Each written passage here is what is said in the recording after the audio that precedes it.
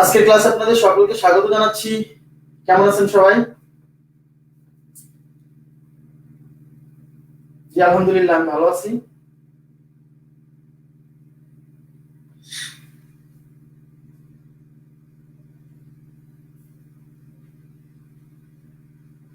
জি আলহামদুলিল্লাহ ভালো।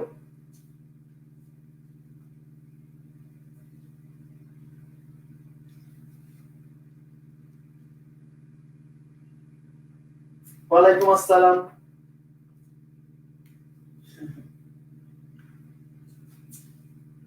আচ্ছা, আমি একটু সময় নিচ্ছি। হ্যাঁ, আজকে একটু সময় নিচ্ছি।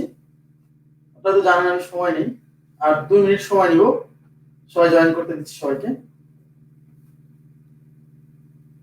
আজকে অনেকেই জয়েন করছেন।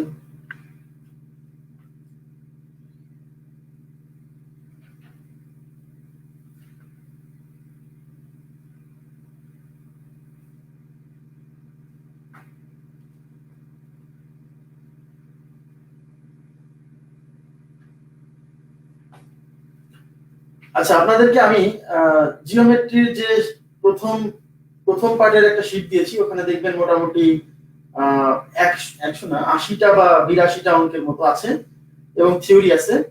এটা হচ্ছে শুধু রেখা, কোণ এবং ত্রিভুজ সম্পর্কিত, এবং ত্রিভুজেরও সম্পূর্ণ দিতে পারিনি। ত্রিভুজেরও আরো 10-12টা অঙ্ক হবে। তো মোটামুটি 100টা অঙ্ক কভার করবে রেখা, কোণ, ত্রিভুজ থেকে। দেন আমরা জি দেন আমি আপনাদেরকে চতুর্ভুজ, বর্গক্ষেত্র, আয়তক্ষেত্র, তারপর হচ্ছে পঞ্চভুজ, বহুভুজ, ট্রাপিজিয়াম, তারপর হচ্ছে বৃত্ত, তারপর হচ্ছে আপনার গোলক, মানে ঘনজ্যামিতি যেগুলো আছে সেগুলো কিন্তু এখান থেকে প্রোভাইড করা হবে, কোনো সমস্যা নেই।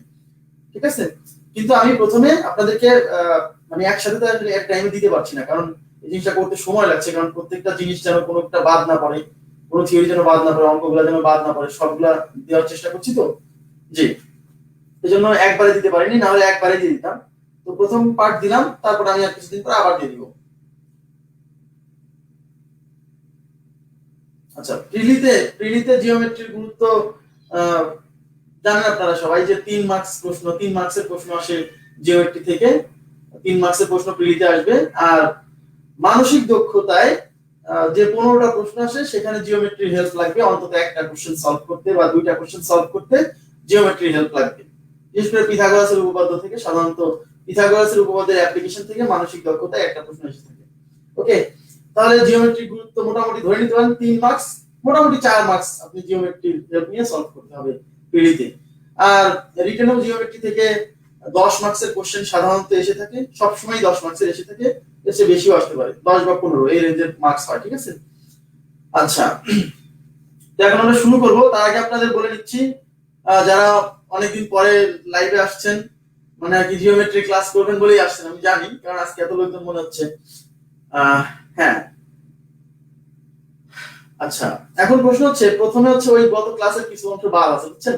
কিছু অংশ হয়তো 20-25 মিনিট লাগবে, সেই জিনিসটা আগে শেষ করছি, তারপরে আমি জিওমেট্রি শুরু করবো। এবং জিওমেট্রির আজকের প্রথম 3টা ক্লাস, জ্যামিতির প্রথম 3টা ক্লাস সবচেয়ে গুরুত্বপূর্ণ, ভাইটাল 3টা ক্লাস।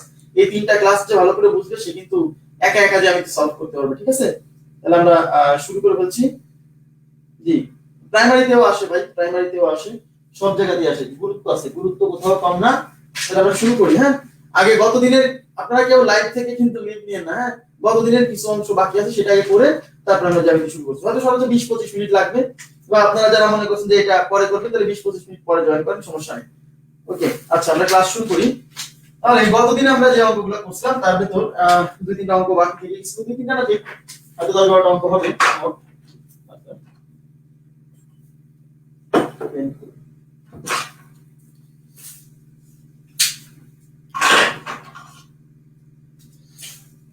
আচ্ছা, তো একটা অঙ্ক হচ্ছে x plus 1/4x is equal two 3/2 হলে,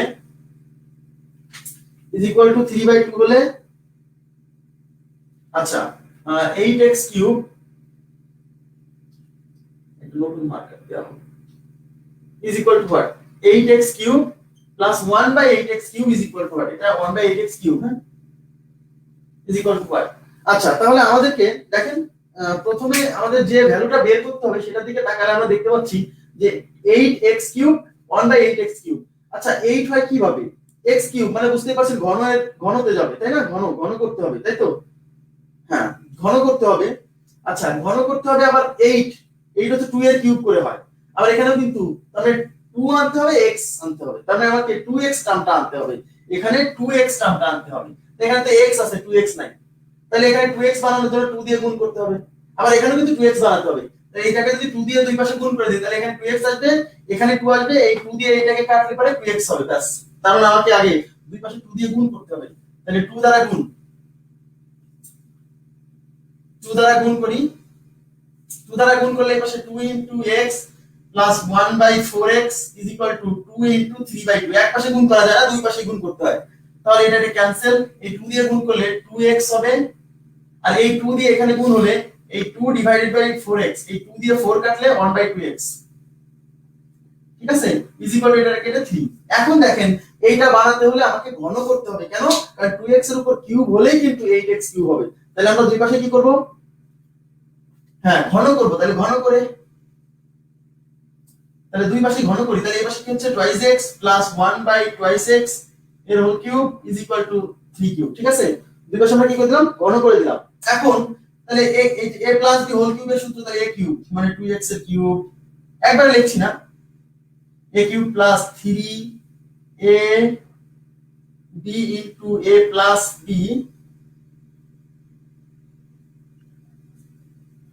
প্লাস b কিউব মানে 1/2x এর কিউব ইজ ইকুয়াল টু 3 এর কিউব কত 27, ব্যাস।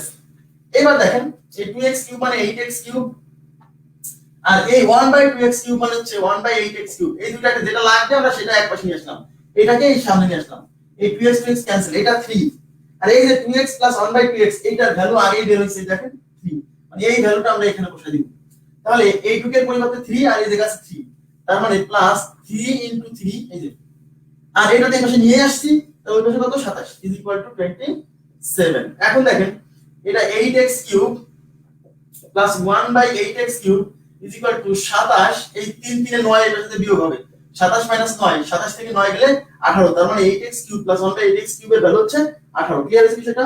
আশা করি বুঝতে পারছেন। ওকে, তাহলে আগে আমি গত ক্লাসেও কিন্তু বুঝাইছি যে আমাকে কি বের করতে হবে, এটা দেখে আমরা ডিসিশন নিব যে এখানে কি ফাংশন করলে ওইরকম টার্ম চলে আসে। ওকে, আচ্ছা এবার নেক্সট কোশ্চেন দেখেন, মুছে দিচ্ছি।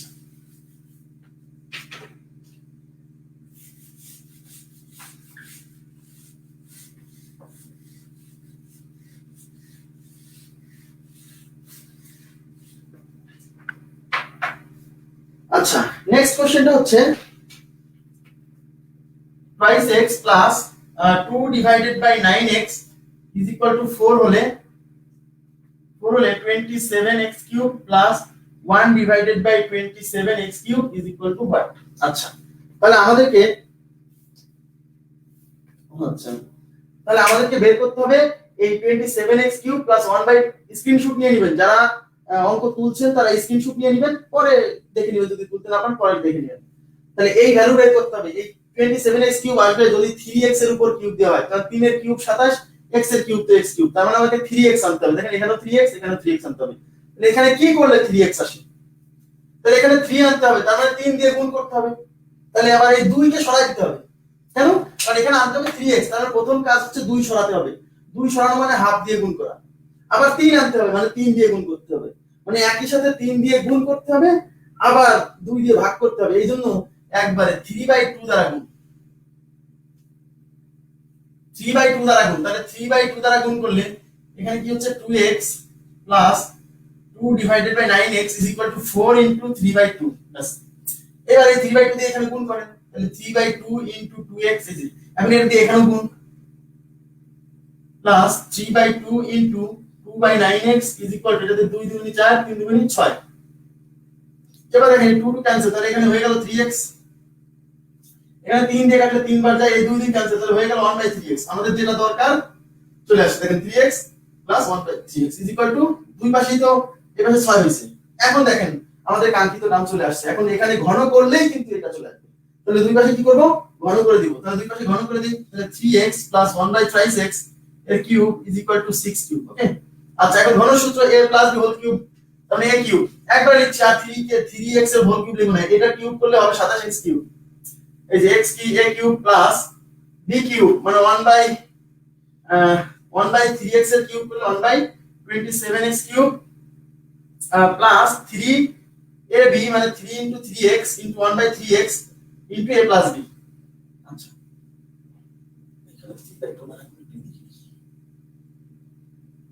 দ্বারা গুণ, ব্যাস। তাহলে এখানে কি থাকছে 3x plus 1/3x, দেখেন a cube plus b cube plus 3ab into a plus b, তো আচ্ছা এখন প্রশ্ন ওই পাশে কিন্তু আছে 6 এর কিউব, এই পাশে কিন্তু 6 এর কিউব মানে 216, দেখেন এই যে ইজ ইকুয়াল টু 6 এর কিউব, এটা হলো এইটা এইটুক সমান এইটা ইজ ইকুয়াল টু 216 6 এর কিউব। এই ভ্যালু বের করতে হবে, তাহলে এটা রেখে দেন আর এখানে এটা ক্যান্সেল, তাহলে এইটা হলো 3 আর এইটুকের ভ্যালু আগেই বের করছি, এই দেখেন এইটুকের ভ্যালু এই যে 6, এই যে 3x 1/3x 6, তাহলে এই যে এখানে বসাবো 6, তাহলে এটা থেকে গেল 27x cube plus 1/27x cube plus এখানে 3, এই যে 3x কাটা কিন্তু, তাহলে এখানে 3 আর এটার ভ্যালু হচ্ছে 6, এই যে 6 ইজ ইকুয়াল টু 216, তাহলে 318 এর পাশে বিয়োগ হবে, হ্যাঁ তাহলে 27x cube plus 1/27x cube is equal two 216 minus 18, তাহলে 216 থেকে 18 গেলে কত থাকে কত হচ্ছে 198, তাহলে আমাদের উত্তর হচ্ছে 198, ঠিক আছে বিষয়টা 198। আচ্ছা থ্যাংক ইউ ভেরি মাচ। এবার একটু আপনাদেরকে মান নির্ণয় সম্পর্কিত কিছু প্রশ্ন আসতে পারে, আমি একটু দেখা দিচ্ছি। তার আগে আপনাদেরকে আমি একটা হোমওয়ার্ক দিই, আপনারা নিজেরা করবেন, একটু নিজেরা করবেন, না পারলে আমি ছবি তুলে আপলোড দিয়ে দিব, এটা মুছে দিচ্ছি।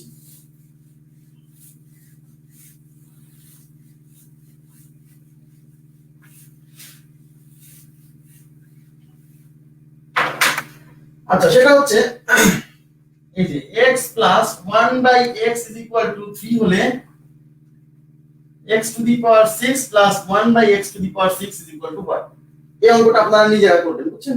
এই অঙ্কটা নিজেরা করবেন। x plus 1/x is equal to 3 হলে x to the power 6 plus 1/x to the power 6 is equal to what? এটার অ্যানসার হচ্ছে কত? এটার অ্যানসার হচ্ছে 322, অ্যানসার 322,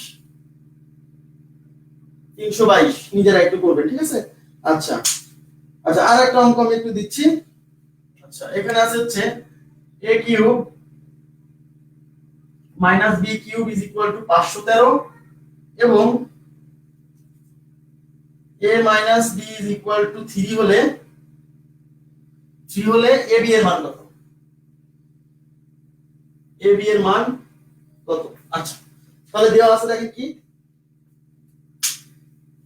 দেওয়া আছে a cube minus b cube 513, a minus b equal to 3, ab এর মান কত? তাহলে দেখেন আমাকে ab বের করতে হবে, তাহলে এই যে a কিউব মাইনাস b কিউবের যে এটা মান দেওয়া আছে, a কিউব মাইনাস b কিউবের সূত্র থেকে কি ab তে আসা যায়? কিভাবে? a cube minus b cube মানে a মাইনাস b এর whole cube plus 3ab into a minus b, তাহলে মানে ওখান থেকে ab আসবে, এখান থেকে আমাদের ab চলে আসবে, তাহলে এটাকে ভাঙলে কি হয় a মাইনাস b এর whole cube plus 28ab into a minus b, এইটা সমান এটা লিখলাম ইজ ইকুয়াল টু কত 513। আমরা ab বের করব, তাহলে ab রেখে দেন আর বাকি মানগুলো বসায় বার করে দেন, বাস। তাহলে ab বের করব, এই a মাইনাস b মান 3 দিয়ে আসছে, তাহলে a মাইনাস b মানে 3, তাহলে 3 এর কিউব প্লাস 3 ab বের করব, রেখে দিলাম ইনটু a মাইনাস b মানে 3 ইজ ইকুয়াল টু 513। 3 এর কিউব মানে 27, সেই 27 এর সাথে বিয়োগ হবে, আর এই 3 আর 3 কত 9ab, 9ab is equal two 513, এই যে আর এই 27 এর সাথে বিয়োগ হবে। আচ্ছা তাহলে 9ab ইজ ইকুয়াল টু 7 থেকে গেলে হচ্ছে 6 3 8 আর হচ্ছে 4 486, তাহলে ab is equal two 486 divided 9, তাহলে কয় হবে 5 9 45, এটা 486 বুঝছেন 486, 5 9 45 থাকলো 3 36, 4 9 36, তাহলে ab কত 54, ab মানে হচ্ছে 54। জি অনেকে উত্তর দিয়েছেন, ধন্যবাদ। আচ্ছা থ্যাংক ইউ ভেরি মাচ। আচ্ছা মুছে দিচ্ছি, ঠিক আছে আপনারা বুঝতে পারছেন? আচ্ছা এবার মুছে দিন। এবার দেখবেন নেক্সট কোশ্চেন। এখন আপনাদেরকে একটু সরলীকরণ টাইপের কিছু প্রশ্ন আসতে পারে পরীক্ষায়, আসে এমন না, তবে মাঝে মাঝে দেখা যায় এই ধরনের কোশ্চেন, হ্যাঁ এইজন্য আচ্ছা এইজন্য আমি করাচ্ছি, আর কোনো কারণ নাই, আপনারা বুঝতে পারবেন যে হ্যাঁ একটু জিনিসটা সম্পর্কে আমি জাস্ট একটু আইডিয়া দিয়ে দিচ্ছি, অনেকেই এই জিনিসটা করে না আর কি। দেখেন 537 প্লাস 463 এর হোল স্কয়ার মাইনাস 537 মাইনাস 463 এর whole square divided by 537 into 463 is equal to what? শোনেন, অনেকে আমাকে দু একটা অঙ্ক দিচ্ছেন যে এটা কখন করাবেন বা করাবেন কিনা। আপনাদের উৎপাদক বিশ্লেষণ নামে একটা চ্যাপ্টার আছে না, ওখানে কিন্তু আরো অনেক কিছু করাবো, ঠিক আছে? ওই ক্লাসটা আমি লাস্টে দিছি, কারণ এটা ম্যাটেরিয়ালসটা 100% আমার কাছে নেই, তো একটু সময় নিয়ে করার জন্য আমি লাস্টে দিছি, সমস্যা নেই। ওইখানে আমি করাই দেবো। যেমন একটা রাশি দেওয়া থেকে এর সাথে কত যোগ করলে পূর্ণবর্গ সংখ্যা হবে, এরকম একটা অঙ্ক আসে না, ওইটা ওখানে আমি করে দেবো, সমস্যা নেই। জি, আচ্ছা, এটা ইজ ইকুয়াল টু হোয়াট? সেটা কিভাবে করবেন? এইটার সাথে এটা যোগ করবেন, যা আসবে তার উপর বর্গ করবেন। এটা থেকে এটা বিয়োগ করবেন, যা আসবে তার উপর বর্গ করে তারপর বিয়োগ করবেন, তারপর গুণ করবেন, ভাগ করবেন, আসবে। কিন্তু এই টাইপের অঙ্কগুলো ওইভাবে করার জন্য আপনাকে পরীক্ষা দেননি, কিন্তু কারণ ওইভাবে করার সময় নাই, পিডিতে অঙ্ক ওইভাবে করার সময় নেই। দেখেন এখানে কিন্তু সংখ্যা দুইটাই, 537 আর 463, সব জায়গায় কিন্তু 537 463, 537 463। তার মানে এই ধরনের অঙ্ক করার সময় আপনাকে অবশ্যই খেয়াল রাখতে হবে যে আমরা জি জি জি এই একটু পরে শুরু করবো, আর 10টা মিনিট সময় দেন আমাকে। তারপরে এবং আজকে আমি 1.5 ঘন্টা সময়, এরপর আমি 1.5 ঘন্টা সময় নেবো জিওমেট্রির উপর, যেন আমি একটা ভালো আইডিয়া দিতে পারি। আজকে প্রথমে সহজ প্লেতে পড়াবো, কিন্তু লাস্টের আধা ঘন্টা ক্লাস হবে একদম মানে অন্যরকম লেভেলে, ঠিক আছে? ক্লাস থেকে কেউ লিভ করবেন না। তাহলে এই যে এইগুলাকে সূত্রে ফেলতে হবে, নিশ্চয়ই বীজগণিতের কোনো সূত্রে ফেলতে হবে। দেখেন আমি যদি এই সংখ্যাটাকে এ ধরি আর এই সংখ্যাটাকে বি ধরি, মানে 537 ইজ ইকুয়াল টু এ ধরি আর 463 ইজ ইকুয়াল টু যদি আমি বি ধরি, তাহলে দেখেন তো এই দুইটা দেখবেন একটা সূত্রে পড়বে। এই ধরনের কোশ্চেন আসলে আপনি ধরে নেবেন। তাহলে আমরা বসাই দিই এটা হবে এ, তাহলে এ প্লাস এটা বি না, এ প্লাস বি এর হোল স্কয়ার মাইনাস এটা এ মাইনাস বি এর হোল স্কয়ার, ঠিক আছে? আচ্ছা আচ্ছা, তাহলে নিচে এটা এ, তাহলে এ আর ইনটু এটা বি, তাহলে এ বি। দেখেন এখন আমাদের কিন্তু সূত্রের চেহারা চলে আসছে। দেখেন তো a প্লাস b এর whole square minus a minus b এর হোল স্কয়ার কতদিন দেখাইছিলাম যে কিভাবে আসে, কিভাবে আসে মনে আছে? ওই যে a plus b whole square আর a minus b whole square বিয়োগ করলে পরে বা যোগ করলে পরে যেটা সূত্র আসে, আসে কিনা? তাহলে এটা এটা কিভাবে আসে বলেন তো? এটা হলো a plus b whole square minus a minus b whole square, এটা হলো 4ab সূত্র। এটা কিসের সূত্র? 4ab সূত্র। তার মানে এইটা সমান লেখা যায় 4ab আর নিচে আছে এবি। এই এবি এবি কেটে কত আসলো? 4। দেখছেন এটা আসলে সিম্পলিফাইড একটা ফর্ম, কিন্তু আসলে আপনি যদি এই জিনিসগুলোকে ওই যোগ করে বর্গ করে যদি করতে যান তাহলে কিন্তু অঙ্কটা হবে না। এই টাইপের অঙ্ক যত আসবে দেখবেন এই মান ধরে ধরে এই টাইপের ভাবে সলভ করতে হবে। ওকে, তাহলে আশা করি বুঝতে পারছেন তার উত্তর কত? 4। আচ্ছা এবার আচ্ছা আমরা আরেকটা অঙ্ক দেখছি, বুঝে দিচ্ছি। জি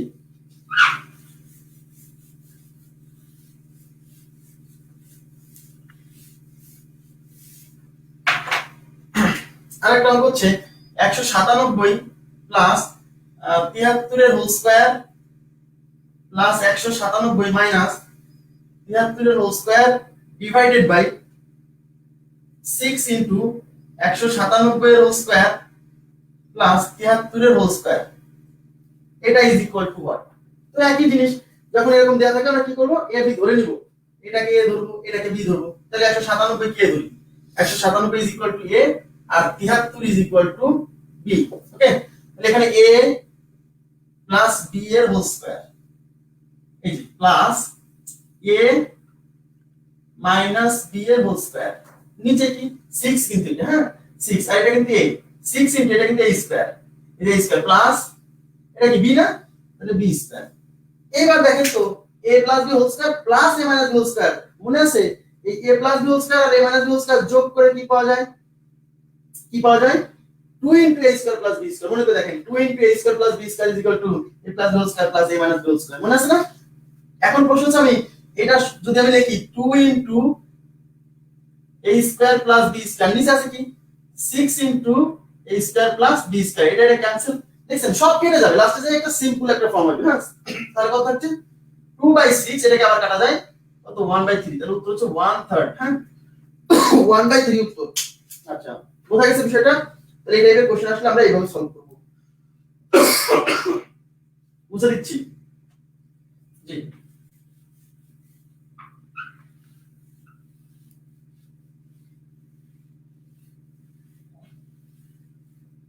আচ্ছা এবার দেখেন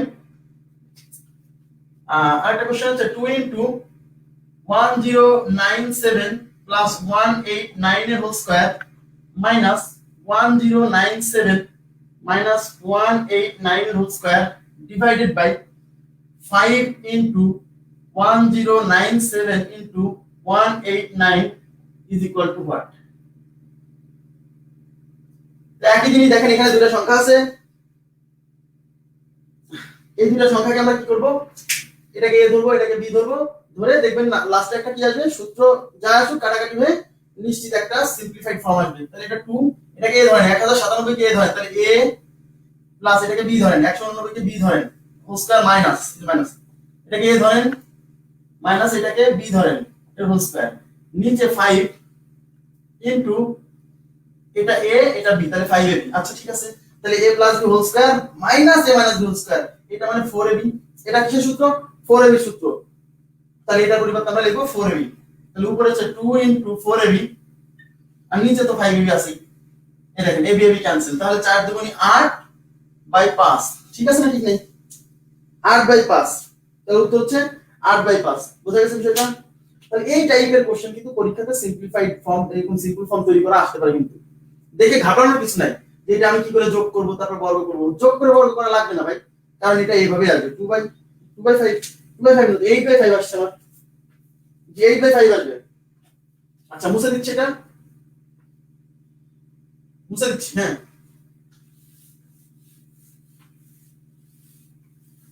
আচ্ছা, আর 2-3টা করাই আমি, তারপরে আমরা জিওমেট্রিতে চলে যাচ্ছি। জি আচ্ছা, এইবার হচ্ছে দেখেন 127 প্লাস 243 এর হোল কিউব ডিভাইডেড বাই 127 এর স্কয়ার মাইনাস 127 ইনটু 243 প্লাস 243 এর square is equal to what? ঠিক আছে। আচ্ছা এখন দেখেন এখানে দুটো সংখ্যা, একটা 27 আর একটা 243, এছাড়া কিছু নাই। এটাকে a ধরবেন, এটাকে b ধরে মান বসা, দেখেন কি আসে। আগে দেখেন কি আসে, তাহলে এটাকে a ধরেন, a প্লাস এটাকে b ধরছি, b এর হোল কিউব ডিভাইডেড বাই এটা a ধরছি না, এই যে একসাথে সাথে a ধরছি, তাহলে a square is square minus এটা a এটা b, তার মানে ab এটা প্লাস এটা কি b স্কয়ার। এখন প্রশ্ন হলো আমি a cube a plus b এর হোল কিউব এটাকে কিভাবে ভাঙবো? এইটাকে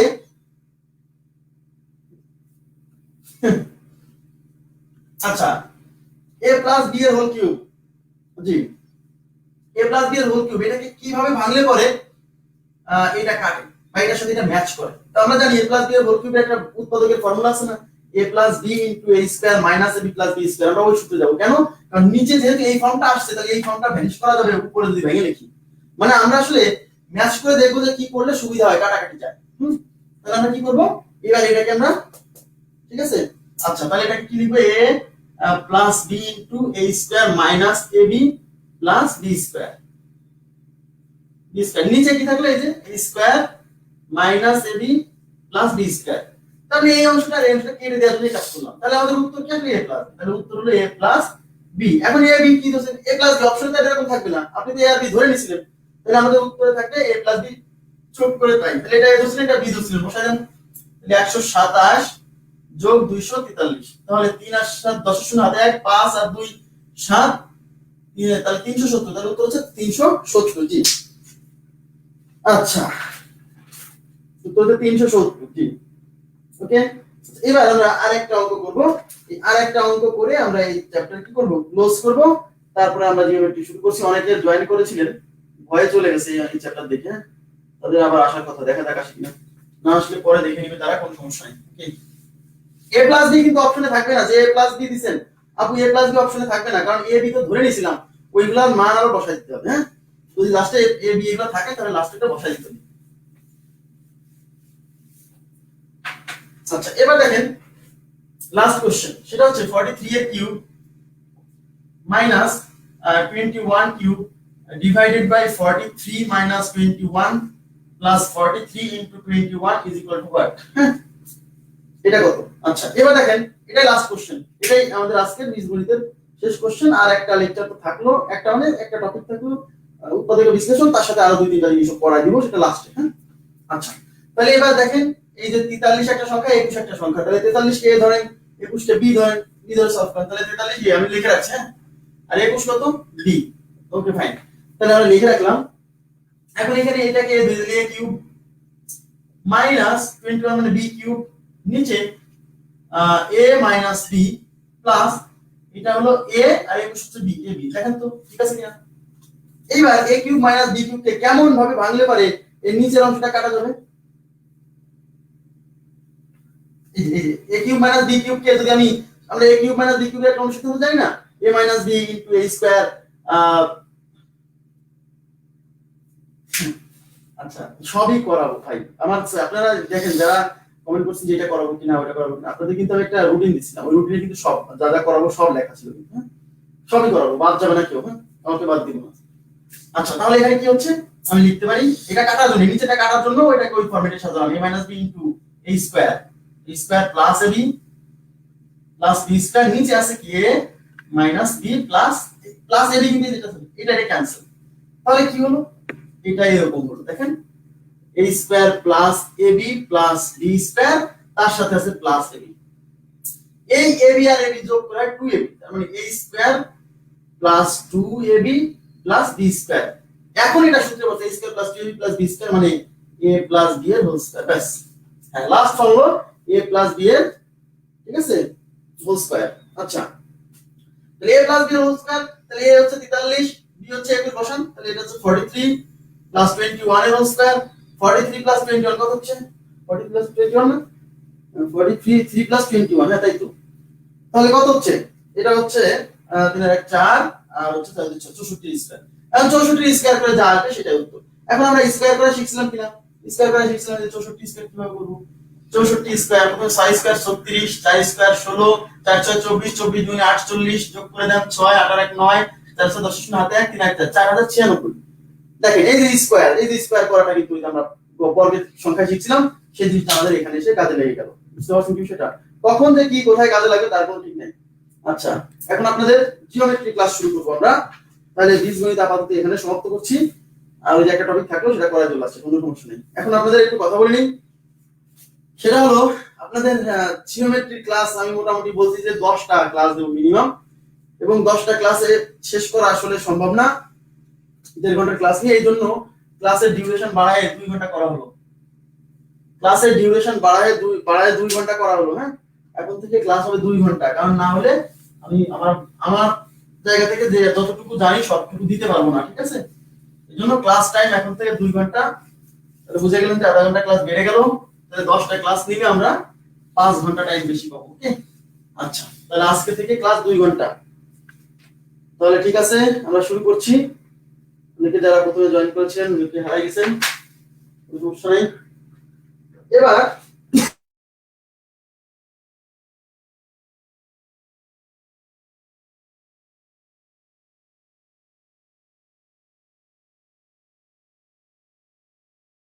আমি যেটা বলবো সেটা স্ক্রিনে আসবে। হ্যাঁ হ্যাঁ হ্যাঁ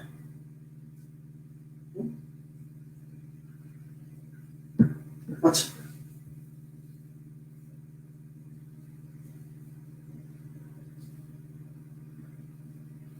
সেট বিন্যাস সময় সবই হবে, বাদ হবে না, জিওমেট্রি শেষ করে সবগুলো একসাথে এক এক করে করাই দিব।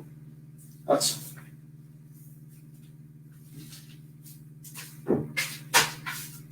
আচ্ছা তাহলে আমরা শুরু করছি জ্যামিতি ক্লাস। লং টাইম হলেও তো কিছু হচ্ছে না, আমি করা তো লাগে, শেষ তো করে দিতে হবে। আচ্ছা আমরা প্রথমে আমি একদমই বেসিক, প্রথম আধা ঘন্টা একদমই বেসিক আলোচনা হবে। হ্যাঁ এগুলো আপনারা সবাই জানেন এবং কিন্তু আমাকে বলতে হবে কেন, কারণ অনেকেই এখানে পড়ালেখার সাথে অনেকেই অনেকদিন মানে ম্যাথের সাথে সংযোগ নাই, তো এজন্য আমাকে বেসিক থেকে আমি শুরু করছি, এজন্য আবার কেউ মাইন্ড করবেন না, কোনো সমস্যা নেই, ঠিক আছে? আচ্ছা প্রথম আধা ঘন্টা বা 40 মিনিট একদম বেসিক হবে, যেগুলো আপনারা সবাই জানেন, এমন কেউ নাই যা জানে না, তারপর আমাকে ওখান থেকে শুরু করতে হবে। তাহলে প্রথমে জ্যামিতি ক্লাসের আমাদের আজকে পড়ালেখার বিষয় হচ্ছে রেখা কোণ ত্রিভুজ, রেখা কোণ ও ত্রিভুজ, এর মধ্যেও আপনি অনেক কিছু শিখতে পারবেন ইনশাআল্লাহ, আশা করছি যতই বেসিক হোক, ঠিক আছে? আচ্ছা এবার দেখেন প্রথমে আমরা পড়বো যে রেখা কোণ ত্রিভুজ, এটা পড়ার জন্য আমাকে প্রথমে পড়তে হবে বিন্দু, স্ক্রিনে প্রত্যেকটা টপিক চলে আসবে, ঠিক আছে? আচ্ছা বিন্দু, আচ্ছা বিন্দু আচ্ছা, তো বিন্দু দেখেন স্ক্রিনে চলে আসছে। বিন্দু হচ্ছে একটা সত্তা যার দৈর্ঘ্য নেই, দৈর্ঘ্য, প্রস্থ, উচ্চতা, এই এক একটাকে বলে এক একটা মাত্রা। হ্যাঁ, এই এক একটাকে বলে এক একটা মাত্রা, যার দৈর্ঘ্য নেই, প্রস্থ নেই, উচ্চতা নেই, শুধু অবস্থান আছে। মনোযোগ দেন, আপনাকে যা যা আসতে পারে আমি সেগুলো কিন্তু এখানে মেনশন করে দেবো, ঠিক আছে? যার দৈর্ঘ্য নেই, প্রস্থ নেই, উচ্চতা নেই, শুধু অবস্থান আছে। আবার বলছি, শুধু অবস্থান আছে। কেন? আমরা যখন গ্রাফ কাগজে বসাতাম বলতাম এই এই পয়েন্টের অবস্থান কোথায়, মনে আছে? 3 4 বিন্দুর অবস্থান কোথায়, এরকম একটা ফোঁটা দিতাম, তাই না? তাহলে এইটা হলো বিন্দু, যার দৈর্ঘ্য প্রস্থ কিছুই নাই, শুধু অবস্থান আছে।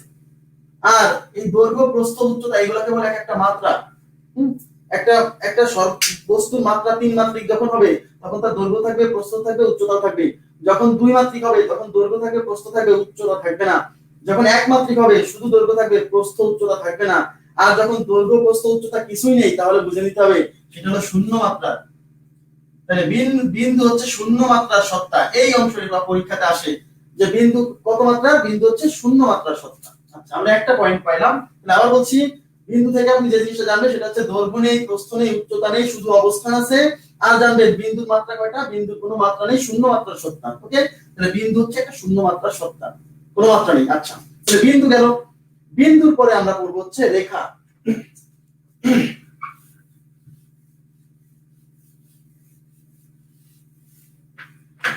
আচ্ছা, আজকের ক্লাসের আমি একটু বলে নিই, আজকের ক্লাসে কিন্তু লাস্টের আধা ঘন্টা বা 40 মিনিট বা 45 মিনিট, মানে ক্লাসটার মূল অংশটা কিন্তু এটা। এখন আমি বেসিক আলোচনা করছি, লাস্টের 40 মিনিট ক্লাসটা খুব গুরুত্বপূর্ণ। হ্যাঁ, কেউ লিভ করেন না, দেখেই যাবে। হ্যাঁ, তাহলে এটা হচ্ছে রেখা, রেখা বা লাইন। আচ্ছা, বিন্দুর সঞ্চার পথ, সঞ্চার পথ বা চলন পথ, সোজা কথা।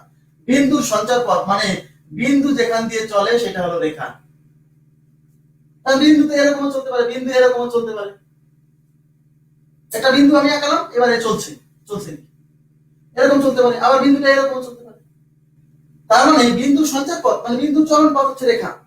আচ্ছা, তাহলে বিন্দুর সঞ্চার পথ যদি রেখা হয় তাহলে এই রেখা কেমন হতে পারে, এরকম বাঁকাতেরা হতে পারে, মানে বক্র রেখা হতে পারে, আবার রেখাটা এরকম স্ট্রেইট হতে পারে, তার মানে সরল রেখা হতে পারে। তাহলে রেখা আবার দুই ধরনের। তাহলে রেখা কয় ধরনের? দুই ধরনের, এই বক্র রেখা, সরল রেখা। এবার দেখেন, এই রেখার কিন্তু দৈর্ঘ্য আছে, এর আবার প্রস্থ এবং উচ্চতা নেই। তাহলে রেখার দৈর্ঘ্য আছে কিন্তু প্রস্থ, উচ্চতা নেই। তাহলে দৈর্ঘ্য আছে, দৈর্ঘ্য আছে, প্রস্থ ও উচ্চতা নেই, উচ্চতা নেই। তার মানে আমরা বলছিলাম দৈর্ঘ্য, প্রস্থ, উচ্চতা মোট কয়টা মাত্রা? 3টা মাত্রা। তার ভিতর কয়টা আছে? আচ্ছা, তার ভিতর দৈর্ঘ্য আছে মানে এক মাত্রা আছে, আর 2টা মাত্রা নেই। এই জন্য রেখা হলো একমাত্রিক, একমাত্রার সত্তা। তাহলে রেখা কয় মাত্রার সত্তা? এক মাত্রা। পরীক্ষা আসতে পারে রেখার মাত্রা কয়টি? একটি। তাহলে আপনি এখান থেকে কি করবেন? রেখা কি? বিন্দুর সঞ্চার পথ। রেখা কয় প্রকার? দুই প্রকার, বক্ররেখা, সরল রেখা। আর রেখার দৈর্ঘ্য আছে, প্রস্থ, উচ্চতা নেই। তার মানে রেখা কয় মাত্রার সত্তা? এক মাত্রার সত্তা।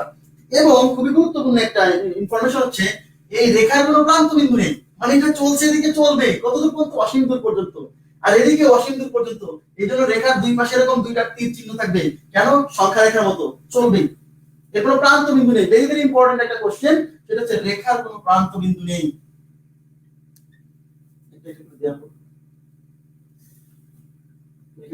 সবকিছু আছে এখানে, এটা প্রয়োজন একটা মোবাইল নেওয়া, প্রত্যেকটা লাইন এখানে আছে। আচ্ছা, রেখার কোনো প্রান্ত বিন্দু নেই, তার মানে রেখার দুই প্রান্তে এরকম কি থাকবে? তীর চিহ্ন থাকবে। এর থেকে বুঝে নিতে হবে রেখার কোনো কি প্রান্ত বিন্দু নেই। আচ্ছা, তাহলে রেখা সম্পর্কে আমরা ইনফরমেশন পেয়ে গেলাম। রেখার পরে আমরা যেটা পড়বো সেটা হলো রেখা শুধু দৈর্ঘ্য থাকে, প্রস্থ, উচ্চতা নেই, একমাত্রা সত্তা।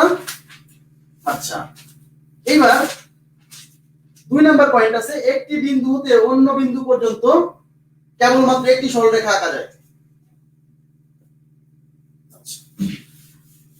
দেখেন, এই পয়েন্টগুলো আমি নোট আকারে দিয়ে দিছি, তারপর আমি জাস্ট বোঝাই দিচ্ছি যে একটা বিন্দু থেকে আরেকটা বিন্দু পর্যন্ত কেবল একটাই সরল রেখা আঁকা যাবে, একের অধিক আঁকা যাবে না। ধরেন এটা একটা বিন্দু, এটা আরেকটা বিন্দু, এই একটা বিন্দু থেকে এই বিন্দুতে একটাই সরল রেখা আঁকা যাবে। দেখেন, এই বিন্দু থেকে এই বিন্দু দিয়ে একটাই সরল রেখা গেল।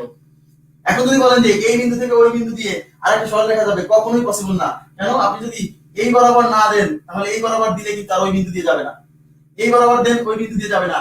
তাহলে এই বিন্দু থেকে ওই বিন্দু দিয়ে যেতে হলে এই বরাবরই যেতে হবে, তার মানে একটাই সরল রেখা আঁকা সম্ভব। তার মানে দুইটা বিন্দু দিয়ে একটা বিন্দু থেকে আরেকটা বিন্দুতে কয়টা সরল রেখা আঁকা সম্ভব? একটাই সরল রেখা আঁকা সম্ভব গেল। তারপরের পয়েন্টটা দেখেন, দুটি সরল রেখা কেবল একটি বিন্দুতে পরস্পরকে ছেদ করতে পারে। আচ্ছা, খুব গুরুত্বপূর্ণ পয়েন্ট। হ্যাঁ, দুটি সরল রেখা বক্ররেখা এক বিন্দুতে ছেদ করবে না, অনেক বিন্দুতে ছেদ করতে পারে। এখানে কি বলা হয়েছে? এখানে বলা হয়েছে সরল রেখা, একটি বিন্দু থেকে আরেকটা বিন্দুতে কেবল একটা সরল রেখা আঁকা সম্ভব। কোনো কমেন্ট আসছে?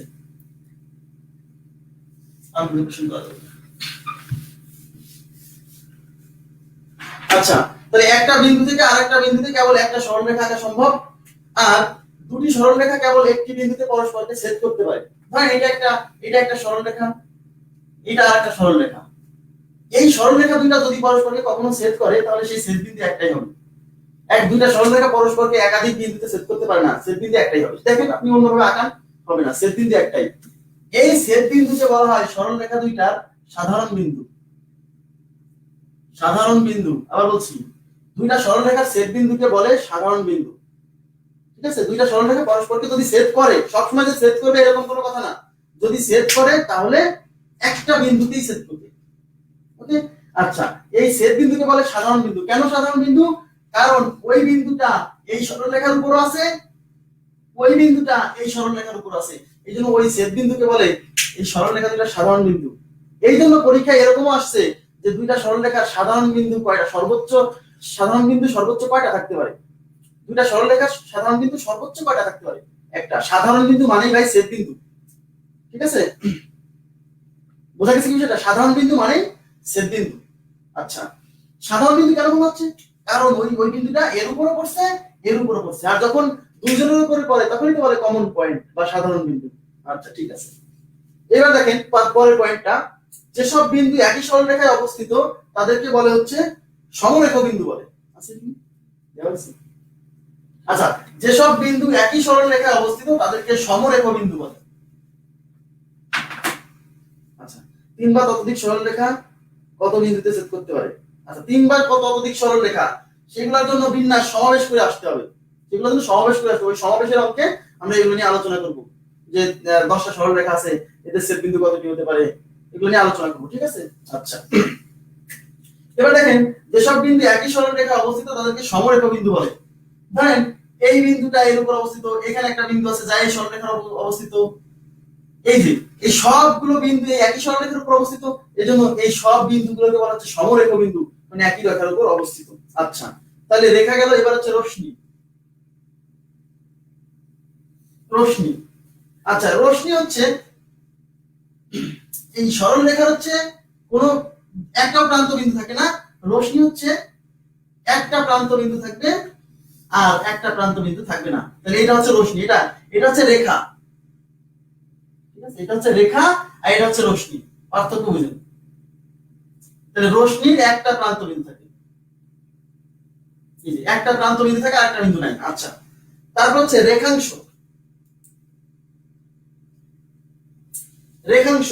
রেখাংশ হচ্ছে একটা সরলরেখার অংশ। ধরেন এটা একটা সরলরেখা না, এর একটা অংশ কেটে নিব, এই যে। তাহলে রেখাংশ মানে সরলরেখার অংশ, এর দুইটা প্রান্ত বিন্দু থাকে। রেখাংশের দুইটা প্রান্ত বিন্দু মানে এর এই প্রান্ত ফিক্স, এই প্রান্ত ফিক্স, তাহলে দুটি প্রান্ত বিন্দু থাকে। রেখাংশ, হ্যাঁ, রেখাংশ, এই যে রেখাংশ, এটা রেখাংশ, এটা হচ্ছে রশ্মি আর এটা হচ্ছে রেখাংশ, দুটি প্রান্ত বিন্দু থাকে।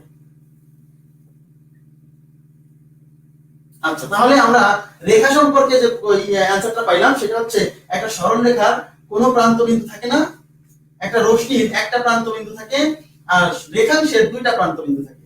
এটা হচ্ছে আমাদের রেখা সম্পর্কে যতটুকু জানা লাগবে। এবার হচ্ছে দুইটা সরলরেখাকে আমরা কখন সমান্তরাল বলবো? সমান্তরাল সরলরেখা গুরুত্বপূর্ণ, বিসিএস পরীক্ষাতে আসছে অনেকবার। হ্যাঁ, এই বিসিএস পরীক্ষাতে সমান্তরাল সরলরেখা থেকে প্রশ্ন আসছে। সমান্তরাল সরলরেখা ঠিক আছে। আচ্ছা, তাহলে সমান্তরাল সরলরেখা একটু দেখি এবার।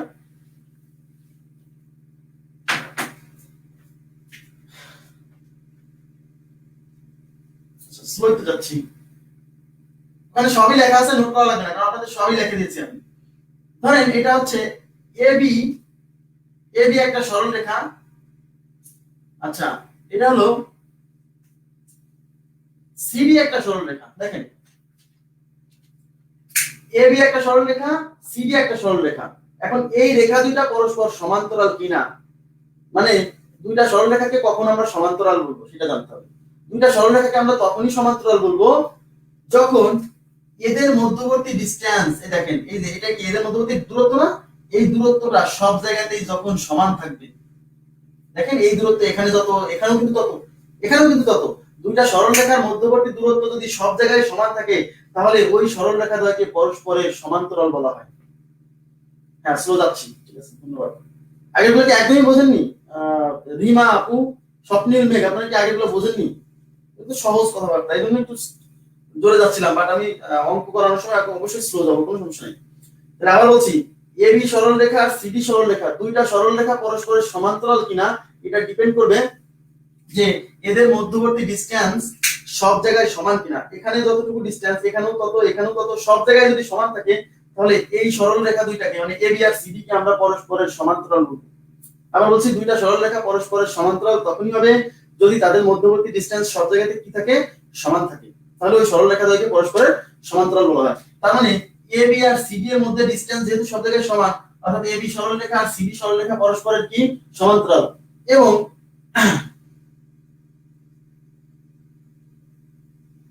তোলা তো লাগবে না, আপনাদের তো নোট দিয়ে দিচ্ছি, পিডিএফ দিয়ে দিচ্ছি, তুলছেন কেন? তুললেও পরে তুলবেন ক্লাস শেষে। তাহলে এবি আর সিডি যদি সমান্তরাল হয় তাহলে এই এবি আর সিডি যে সমান্তরাল এটা দেখানোর জন্য এই যে মাঝখানে এরকম দুইটা দাগ দিবেন, বুঝছেন?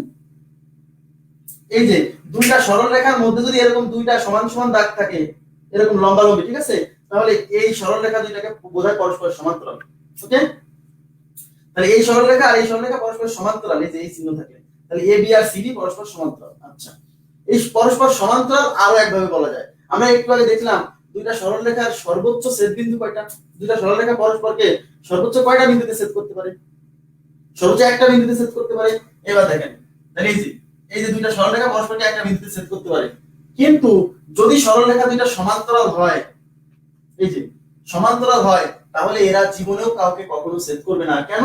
কারণ এদের মধ্যে ডিসটেন্স তো যতটুকু সবসময় এরকমই থাকবে। তাহলে এরা যদি এরকম অসীম পর্যন্ত যেতে থাকে তাও কি পরস্পরকে কখনো ছেদ করবে না। এই জন্য দুইটা সমান্তরাল সরল রেখা পরস্পরকে কখনোই ছেদ করে না। এটা কিন্তু এই প্রশ্নটা পরীক্ষাতে বিশেষ পরীক্ষাতে আসছে, দেখছেন যে এই প্রশ্নটা যে দুইটা সরল রেখা বলছে দুইটা সমান্তরাল সরল রেখার ছেদ বিন্দু কয়টা, দুইটা সমান্তরাল সরল রেখার সাধারণ বিন্দু কয়টা। বাইরে সাধারণ বিন্দু মানে ছেদ বিন্দু, কোনো সাধারণ বিন্দু নেই, ঠিক আছে।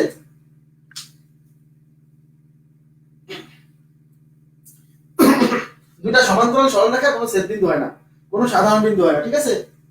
আচ্ছা, তাহলে আমি আবার বলছি, দুইটা সমান্তরাল সরল রেখা যদি অসীম পর্যন্ত তো যাবে, সরল রেখা মানে তো অসীম পর্যন্ত চলবে, কিন্তু এদেরকে কখনোই ছেদ করবে না পরস্পরকে। তাহলে দুইটা সমান্তরাল সরল রেখার কোনো ছেদ বিন্দু নেই। আর দুইটা সরল রেখা যদি সমান্তরাল না হয় তাহলে তারা কোথাও না কোথাও একবার ছেদ করবে। কেন? কারণ এদের মধ্যে ধরেন এই দুইটা সমান্তরাল না হলে, এই যে দেখেন সমান্তরাল না হলে এদিকে আগাচ্ছে আর কিন্তু ছেদ করার দিকে যাচ্ছে, এই যে কোথাও না কোথাও যায় ছেদ করবে। কিন্তু সমান্তরাল হলে তারা পরস্পরকে কখনোই কি ছেদ করবে না। আচ্ছা, তাহলে সমান্তরাল সরল রেখা সম্পর্কে আমরা আইডিয়া পেলাম। আচ্ছা, এবার নোট দেওয়া আছে, দেখেন নোট দেওয়া আছে,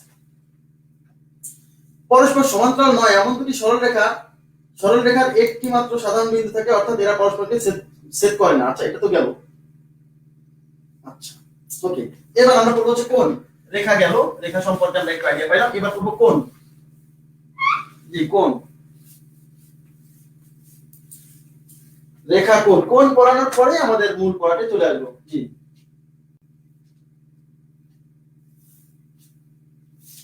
আচ্ছা, এটা হচ্ছে কোণ, অ্যাঙ্গেল। এখন প্রশ্ন হচ্ছে কোণ কাকে বলে? কোণ কাকে বলে বোঝার চেষ্টা করেন। এই কোণ কাকে বলে আমি অনেক মানুষকে জিজ্ঞাসা করছি, কিন্তু কেউ ভালোভাবে উত্তর দিতে পারেনি। যাকে জিজ্ঞাসা করছি বলছে কোণ কাকে বলে, বলছে এই যে দুইটা সরল রেখা কোথাও মিলিত হলে যে কোণ উৎপন্ন হয় তাকেই কোণ বলে। আরে ভাই, কোণের সংজ্ঞাই যখন দিবেন তখন যদি আপনি বলেন যে কোণ উৎপন্ন হয়, তাহলে হলো? বলেন হবে? তাহলে যে কোণ উৎপন্ন হয় তাকেই কোণ বলে, এই কথা বলা যাবে না। তাহলে কি বলতে হবে? নিশ্চয়ই কোনো ফর্মাল সংজ্ঞা আছে। আচ্ছা, সেই ফর্মাল সংজ্ঞাটা এখানে বইয়ে যেটা দেওয়া আছে সেটাও দেখাচ্ছি, বাট আমি যেভাবে পড়ি সেটাও দেখাচ্ছি, সমস্যা নেই। সেটা হলো সমতলে দুইটি রশ্মি কিন্তু রশ্মি, হ্যাঁ, দুইটি রশ্মির প্রান্ত বিন্দু যদি একই হয় তাহলে কোণ তৈরি হয়, এরকম লেখা আছে। দুইটা রশ্মি সমতলে, এই যে সমতল, এই সমতলে দুইটা রশ্মির প্রান্ত বিন্দু। আচ্ছা, তাহলে এইটা একটা রশ্মি, এটা একটা রশ্মি, এর প্রান্ত বিন্দু কোনটা? এটা কি প্রান্ত বিন্দু? মনোযোগ দেন প্লিজ। এটা কিন্তু প্রান্ত বিন্দু না। কেন প্রান্ত বিন্দু না?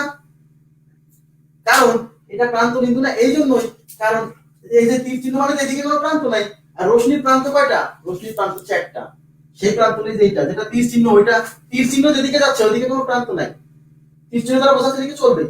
তাহলে রশ্মির প্রান্ত কয়টা? একটা। তাহলে সেই প্রান্ত হচ্ছে এইটা। আচ্ছা, আর একটা রশ্মি আঁকালাম, এই যে আরেকটা রশ্মি। আচ্ছা, এই রশ্মির প্রান্ত কয়টা? এটা এই প্রান্তটা কিন্তু, এটা কিন্তু প্রান্ত নাই কারণ এদিকে চলছে। তাহলে এই রশ্মির প্রান্ত বিন্দু এটা। তাহলে দেখেন এই রশ্মির প্রান্ত বিন্দু যেখানে, এই রশ্মির প্রান্ত বিন্দু সেখানে। তাহলে কি হলো? দুইটা রশ্মি, এই যে সমতলে অবস্থিত যে দুইটা রশ্মি, তাদের প্রান্ত বিন্দু দুইটা একই বিন্দু না? ওরও যে প্রান্ত বিন্দু যেটা, ওরও প্রান্ত বিন্দু সেটা। তাহলে বলছে সংজ্ঞা এরকম যে সাধারণ বিন্দু কমন পয়েন্ট, সেট বিন্দু ইন্টারসেকশন পয়েন্ট, সমান্তরাল রেখা প্যারালাল লাইন, হ্যাঁ, যেগুলো বইয়ে তো লেখা আছে মেবি, তারপর আপনি বললেন আমি মেনশন করে দেওয়ার চেষ্টা করব, সমস্যা নেই। তাহলে দেখেন, তাহলে এই যে দুইটা রশ্মির এই প্রান্ত বিন্দু যদি একই হয় তাহলে এদের মধ্যে কোণ উৎপন্ন হয়। এই যে এটাকে বলা হচ্ছে কোণ। দুইটা রশ্মির প্রান্ত বিন্দু যদি একই হয় তাহলে এদের মধ্যে কি উৎপন্ন হয়? কোণ উৎপন্ন হয়। আচ্ছা, তাহলে এইটা হলো সেই কোণ। আর এই কোণের, এইটাকে বলা হচ্ছে এই কোণের বাহু, এটাকেও বলা হচ্ছে কোণের বাহু। আবার বলছি, তাহলে এই রশ্মি দুটাকে কি বলা হচ্ছে? কোণের বাহু। তাহলে এটা হলো কোণের বাহু, কোণের বাহু। তাহলে এটাও কি কোণের বাহু? দুটাই কোণের বাহু। আচ্ছা, আর এই যে বাহু দুইটার যে সাধারণ বিন্দু, হ্যাঁ, এই সাধারণ বিন্দুকে বলে কোণের শীর্ষ। কোণের শীর্ষ, মনোযোগ দেন প্লিজ, এগুলো কিন্তু লাগবে। আবার বলছি, এই দুইটা রশ্মির যে প্রান্ত বিন্দু সেটা যখন এক পয়েন্টে পড়বে সেখানে কোণ উৎপন্ন হবে। আর এই রশ্মি দুইটাকে বলা হচ্ছে এই কোণের বাহু। এটাও কোণের বাহু, এটাও কোণের বাহু। মনোযোগ দেন প্লিজ, এগুলো কথা কিন্তু পরে লাগবে, হ্যাঁ। আর এই যে পয়েন্ট, সাধারণ যে বিন্দু, এই দুইজনের যে সাধারণ বিন্দু বা কি বলছে, একটা প্রান্ত বিন্দু যেটা এক বিন্দুতে পড়ছে সেটাকে বলে কোণের শীর্ষ। তাহলে কোণের শীর্ষ হচ্ছে ওই দুইটা রশ্মি যেখানে মিলিত হয়েছে সেটাকে কি বলে? কোণের শীর্ষ। ঠিক আছে, কোণের শীর্ষ। আচ্ছা, গেল। এখন প্রশ্ন হচ্ছে, তাহলে এখানে আমি যদি ও বিন্দু দেই আর এটা যদি পি, এটা যদি কিউ হয় তাহলে কি হচ্ছে? এই কোণের নাম হচ্ছে পি ও কিউ। মনোযোগ দেন, এটা অনেকে বুঝতে পারে না। এই কোণের নাম হচ্ছে কোণ পি ও কিউ। শুনেন, যেখানে কোণ থাকে সেই পয়েন্টটাকে মাঝখানে লিখতে হয়। তাহলে আমি যখন এটা বলবো পি ও কিউ, আপনি যদি বলেন না এটা হলো Q O P, okay fine, কিন্তু এটা বলতে পারবেন না এটা হলো ও পি কিউ। যেখানে কোণটা উৎপন্ন হয়েছে বা শীর্ষবিন্দু সেটাকে মাঝখানে রাখতে হয়। ওকে, আচ্ছা, এখন এই যে অ্যাঙ্গেল বা কোণ, এই কোণের একটা ফর্মাল সংজ্ঞা আছে। সেই ফর্মাল সংজ্ঞাটা হচ্ছে, দেখেন ওখানে আমি লিখে দিছি। এই কোণের ফর্মাল সংজ্ঞা হচ্ছে the rotation of a straight line with respect to another straight line is called the angle between them. সংজ্ঞাটা এরকম, আমি বাংলাটা বলছি বাট ইংলিশটা মানে বোঝাটা সহজ আমার কাছে মনে হয়। the rotation of a straight line with respect to another straight line is called the angle between them. মানে কি? ধরুন এটা একটা স্ট্রেট লাইন বা রশ্মি, the rotation of a straight line, তার মানে রোটেশন মানে ঘূর্ণন, তার মানে একটা সরলরেখার ঘূর্ণন, একটা রশ্মির ঘূর্ণন with respect to another straight line, মানে আরেকটা স্ট্রেট লাইনের সাপেক্ষে। তাহলে এই স্ট্রেট লাইনের সাপেক্ষে আরেকটা স্ট্রেট লাইনের ঘূর্ণন, তাহলে ঘূর্ণনটা এদিকে হতে পারে, এদিকে হতে পারে, সমস্যা নাই। তাহলে এদিকে যদি ঘোরে, এই যে এই রেখাটার ঘূর্ণন, এই রেখার সাপেক্ষে এই রেখার ঘূর্ণন কতটুকু? ঘূর্ণন এইটুকু। আর এটাকে বলে কোণ। আর কোণকে থিটা দ্বারা প্রকাশ করা হয়, বুঝছেন? এভাবে আপনি বলতে পারেন the rotation of a straight line with respect to another straight line. Rotation মানে ঘূর্ণন, এই যে এরকম ছিল এরকম ঘুরে গেল, কতটুকু ঘুরলো? এই যে এতটুকু ঘুরলো। আচ্ছা, এভাবে বলতে পারেন, বাট এটা কিন্তু লাগবে না, আমি জাস্ট বোঝানোর জন্য বললাম। ঠিক আছে, অ্যাঙ্গেল গেল। এবার বিভিন্ন ধরনের কোণ, ঠিক আছে, অনেক ধরনের কোণ আছে, আমরা সেই কোণ এক এক করে পড়ব। সবাই মনোযোগ দিন। প্রথমে আমরা পড়ব হচ্ছে সন্নিহিত কোণ। আচ্ছা, সন্নিহিত কোণ কি? সন্নিহিত কোণ সমতলে অবস্থিত দুইটা কোণের, ধরেন সন্নিহিত কোণ দেওয়া হোক। তাহলে দেখেন, মনোযোগ দিন প্লিজ।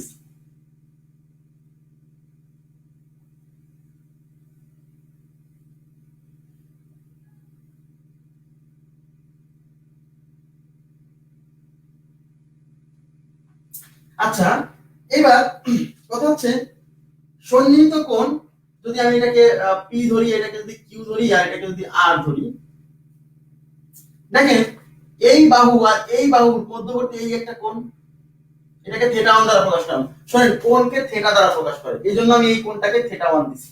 আচ্ছা, এই বাহু আর এই বাহুর এই মধ্যবর্তী কোণ, এটা থিটা 2 দ্বারা প্রকাশ করলাম। টান এখানে দিছি, টান এখানে দিছি, এরকম কোনো ব্যাপার না। এখানে টান দিলেও যে কয় ডিগ্রি বোঝায়, এখানেও তাই বোঝায়, কোনো সমস্যা নেই। এখন বলেন, এই থিটা 1 কোণ আর থিটা 2 কোণ, এরা দুজনকে বলছে আমরা পরস্পর সন্নিহিত কোণ। সন্নিহিত কোণের শর্ত কি? যদি দুইটা কোণের একটা বাহু সাধারণ, একটা সাধারণ বাহু থাকে, মনোযোগ দেন প্লিজ। দুইটা কোণের যদি একটা সাধারণ বাহু থাকে, এই যে এই একটা কোণ, এটা একটা কোণ না, থিটা 1 একটা কোণ, থিটা 2 একটা কোণ, এদের একটা সাধারণ বাহু থাকবে, ঠিক আছে? এদের সাধারণ বাহু একটা, মানে এই দুই কোণের যে দুইটা বাহু আর এই দুই কোণের যে দুইটা বাহু, তার ভিতরে একটা বাহু দুইজনেরই কমন থাকবে। আবার বলছি, যেমন এই বাহুটা এই কোণের সাথে লাগে আছে, এই বাহুটা এই কোণের সাথে লাগে আছে, তাহলে এই কোণ দুইটা হলো সন্নিহিত কোণ। আরো একটা শর্ত আছে, মনোযোগ দেন। তাহলে সন্নিহিত কোণের এই বাহুটাকে বলে সাধারণ বাহু। কেন সাধারণ বাহু বলা হচ্ছে?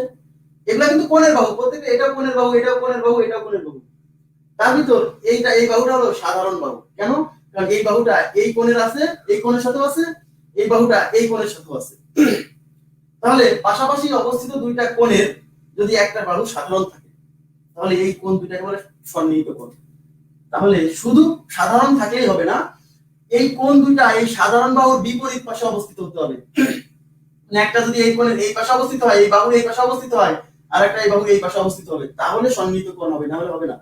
তাহলে আবার বলছি, তাহলে এখানে এই যে থিটা 1, মানে থিটা 1 কোণটা কি? আর ও কিউ, মানে আর ও কিউ, আর এই যে এটা কি? পি ও আর, তাহলে পি ও আর, এই কোণ দুইটা কি?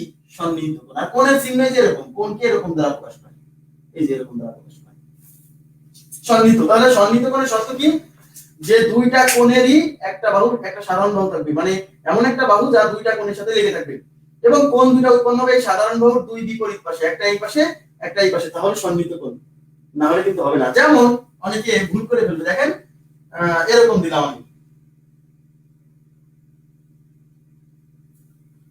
এটা একটা কোণ, আবার এটা একটা কোণ, আবার এইটা একটা কোণ। দেখেন তো, এই কোণটা হচ্ছে থিটা 1 আর এই কোণটা হলো থিটা 2। এই পুরো কোণটা, এটা নাকি এটুক না, কিন্তু এই পুরো কোণটা থিটা 2। হ্যাঁ, তাহলে এবার বলেন, এই যে থিটা 1 যে কোণ, এই থিটা 1 কোণের বাহু কি? এই একটা বাহু, এই একটা বাহু একই সাথে লাগে আছে, কিন্তু কিন্তু এরা কি থিটা 1 থিটা 2 কিন্তু সন্নিহিত না, বুঝছেন? কারণ এই থিটা 1 কোণের বাহু হলো এই একটা এই একটা, আর এই থিটা 2 কোণের বাহু হলো এই যে এই একটা এই একটা। তার মানে কিন্তু এই কোণের সাথেও এই বাহু লেগে আছে, আবার এই কোণের সাথেও এই বাহু লেগে আছে, কিন্তু শর্ত কি? তার মানে এটা কি সাধারণ বাহু না? কারণ এই বাহুটা এই কোণের সাথে আছে, এই বাহুটা এই কোণের সাথে আছে, তাহলে এটা সাধারণ বাহু। তাহলে এরা সন্নিহিত না। কেন সন্নিহিত না? কারণ সন্নিহিত হতে হলে এই দুই কোণ থাকবে এই সাধারণ বাহুর দুই বিপরীত পাশে, কিন্তু এই সাধারণ বাহুর এক পাশে পড়ে গেছে, তাহলে এরা সন্নিহিত কোণ না, এরা সন্নিহিত কোণ।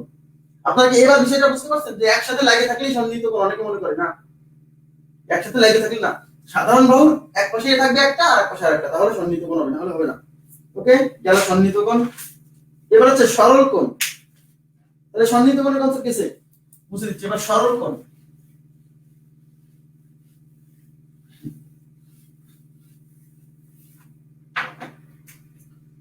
তাহলে সরল কোণ স্ট্রেইট অ্যাঙ্গেল। শুনুন, সরল কোণ হচ্ছে স্ট্রেইট অ্যাঙ্গেল, স্ট্রেইট অ্যাঙ্গেল, ঠিক আছে? আচ্ছা, তাহলে সরল কোণ দুইটা রশ্মির যদি মানে দুইটা রশ্মি পরস্পর বিপরীত দুইটা রশ্মির যদি সাধারণ বিন্দুতে যে কোণ উৎপন্ন হয়, এটা বলছে বিপরীত দুইটা রশ্মি 1/2 থিটা কোণ সন্নিহিত হবে। আচ্ছা, দেখেন এবার স্ট্রেইট অ্যাঙ্গেল মানে হচ্ছে সরল কোণ। সরল কোণ হচ্ছে দুইটা রশ্মি, এই একটা রশ্মি, এই একটা রশ্মি। তাহলে এই রশ্মি এদিকে গেছে, এই রশ্মি এদিকে গেছে, পরস্পরের বিপরীত দিকে না। তাহলে দুইটা রশ্মি যখন, দুইটা রশ্মি এই যে এখানে কিন্তু দেখেন এখানে একটা বিন্দু দিছি, তার মানে এই একটা রশ্মি যার প্রান্তবিন্দু এটা আর এই রশ্মির প্রান্তবিন্দু এটা, পরস্পর দুইটা বিপরীত রশ্মি। দেখেন এটা এদিকে, এটা এদিকে, এজন্য বলা হচ্ছে পরস্পর দুইটা বিপরীত রশ্মি যদি সাধারণ বিন্দুতে এক বিন্দুতে মিলিত হয়। সাধারণ বিন্দুটা যদি সরি কি যেটাকে বলা হচ্ছে প্রান্তবিন্দু, এদিকে তো প্রান্তবিন্দু নাই, এদিকেও কিন্তু প্রান্তবিন্দু নাই। তাহলে এই রশ্মির এই একটা প্রান্তবিন্দু, এই রশ্মির প্রান্তবিন্দু, পরস্পর বিপরীত দুইটা রশ্মির প্রান্তবিন্দু যেখানে মিলিত হয় সেখানে যে কোণ উৎপন্ন হয়, এই যে এই কোণটা, এটাকে বলা হচ্ছে সরল কোণ। আর এই সরল কোণের পরিমাণ 180 ডিগ্রি। এই যে এটা হলো সরল কোণ 180 ডিগ্রি, ঠিক আছে। তাহলে সরল কোণের পরিমাণ 180 ডিগ্রি এবং এবং মিলিত এবং এই সরল কোণ কিভাবে তৈরি হবে? পরস্পর বিপরীত দিকে যে দুইটা রশ্মি আছে তারা যখন মিলিত হবে তখন ওখানে যে কোণ উৎপন্ন হবে সেটাকে বলে সরল কোণ এবং এই পরিমাণটা 180। দেখে রাখেন প্লিজ, এই যে এরকম থাকলে এই সরল কোণ কি কত বলে? 180 ডিগ্রি। ওকে, আচ্ছা। এবার আমরা দেখব হচ্ছে সমকোণ। তাহলে স্ট্রেইট অ্যাঙ্গেল হলো এবার সমকোণ। এক এক করে আমি সবই দেখা দিচ্ছি, সমস্যা নেই। সমকোণ, সমকোণ, হ্যাঁ, খুবই গুরুত্বপূর্ণ। এটাকে বলে রাইট অ্যাঙ্গেল। সমকোণের ইংরেজি হচ্ছে রাইট অ্যাঙ্গেল।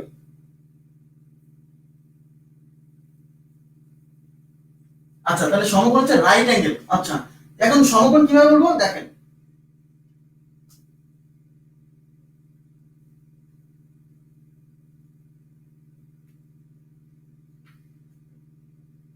মনোযোগ দেন, এই যে এটা কি সরল কোণ ছিল না?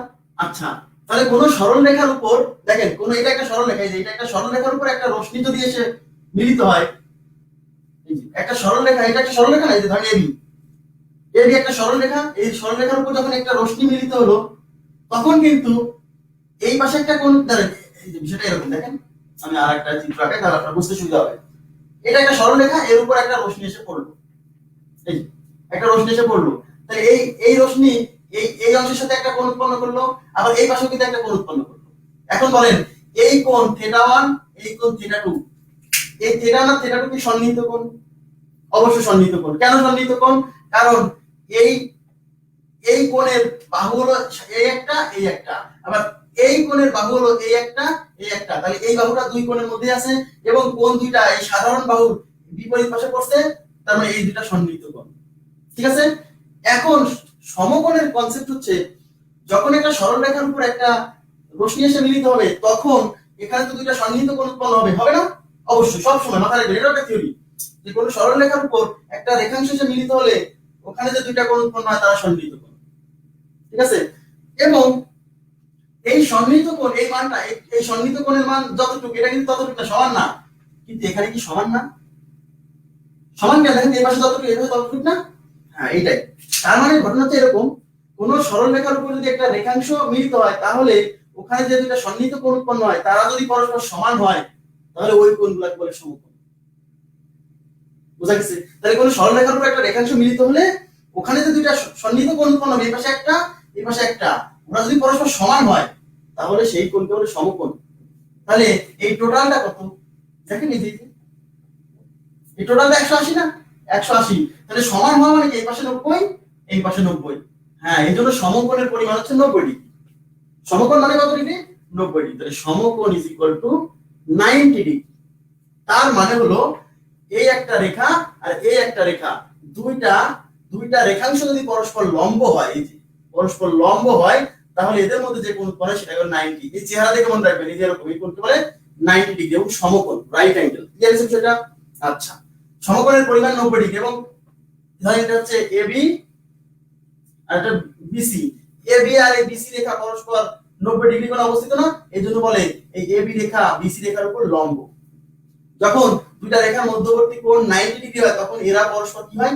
লম্ব। তার মানে এইটা এটার উপর লম্ব, তার মানে এবি বিসি এর উপর লম্ব, এইভাবে প্রকাশ করা হয় এবি লম্ব বিসি। যেখানে এরকম দেখবেন তার মানে বুঝবেন এবি আর বিসি পরস্পর লম্ব ভাবে আছে, মানে এদের মধ্যবর্তী কোণ 90 ডিগ্রি। লম্ব থাকা মানে মধ্যবর্তী কোণ কত ডিগ্রি? 90 ডিগ্রি। ক্লিয়ার আছে বিষয়টা? আশা করি বুঝতে পারছেন। আচ্ছা, তাহলে 90 ডিগ্রি, সমকোণের পরিমাণ 90 ডিগ্রি। তাহলে সমকোণ কিভাবে, চিত্র কিন্তু বুঝতে হবে, ঠিক আছে, চিত্র বুঝতে হবে, সমকোণের চিত্র। আচ্ছা তাহলে গেল। আচ্ছা এবার নোট দেওয়া আছে, দেখেন নোট দেওয়া আছে কোন সরল রেখার বহিস্থ কোন বিন্দু থেকে, পাইছেন, কোন সরল রেখার বহিস্থ কোন বিন্দু থেকে যতগুলো রেখাংশ টানা যায় ওই সরল রেখার উপর, তাদের মধ্যে লম্ব রেখাংশটি সবচেয়ে ছোট। আচ্ছা তাহলে এটা একটা সরল রেখা, এটা একটা সরল রেখা, এই সরল রেখার উপর এর বহিস্থ, এই সরল রেখার বহিস্থ মানে এর বাইরে থেকে, বাইরের কোনো বিন্দু থেকে যদি এর উপর কোনো এর উপর অনেকগুলো রেখা টানি, দেখেন এর উপর যদি অনেকগুলো রেখা টানি, তাহলে এর উপর এই রেখার উপর যদি, এই সরল রেখার উপর যদি অনেকগুলো রেখা টানি, তাহলে সবচেয়ে ছোটটা হবে এই লম্ব রেখাটা। এই দেখেন আপনি দেখেই বুঝবেন এটা বড়, এটা তার থেকে ছোট, তার থেকে ছোট, তার থেকে ছোট, এরকম করতে করতে এই কোন বিন্দু থেকে যেটা লম্বভাবে পড়বে সেটাই হবে সবচেয়ে ছোট। তাহলে কোন সরল রেখার বহিস্থ মানে সরল রেখার বাইরের কোন বিন্দু থেকে আমরা যদি অনেকগুলো রেখাংশ টানি এর উপর বা রেখা টানি, তাহলে সবচেয়ে ছোট হবে কোনটা, যে রেখাটা হচ্ছে ওই বিন্দু থেকে এই রেখার উপর কি হবে, লম্ব হবে। আচ্ছা গেল।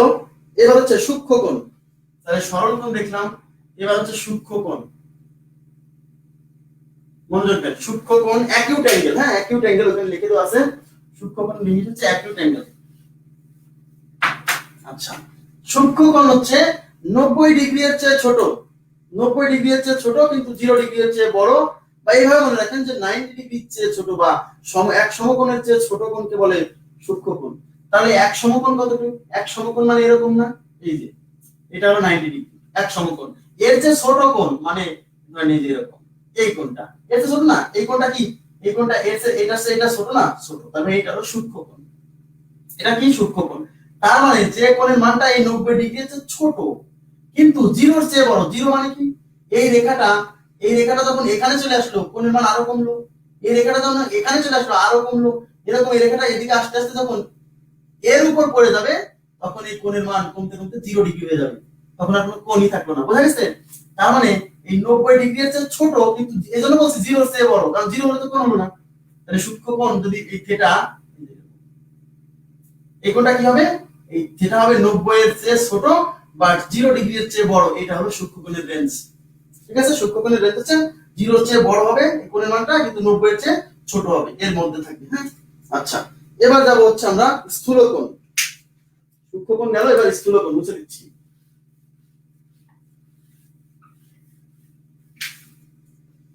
আচ্ছা স্থূলকোণের কনসেপ্টটা হচ্ছে কম্পেয়ার হবে কিন্তু 90 এর সাথে, হ্যাঁ।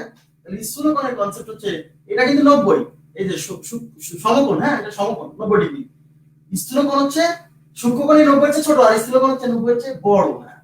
তার মানে 90 ডিগ্রি এর চেয়ে বড়, দেখেন তো এই কোণটা এই কোণ চেয়ে বড় কিনা, এই যে তাহলে 90 ডিগ্রি এর চেয়ে বড়, কিন্তু এই যে টোটালটা 180 না, এই 180 এর চেয়ে আবার ছোট হবে, তার মানে 90 এর চেয়ে বড় হবে কিন্তু 180 এর চেয়ে ছোট হবে, তাহলে সেই কোণকে আমরা বলবো স্থূলকোণ, অবটিউস অ্যাঙ্গেল, হ্যাঁ।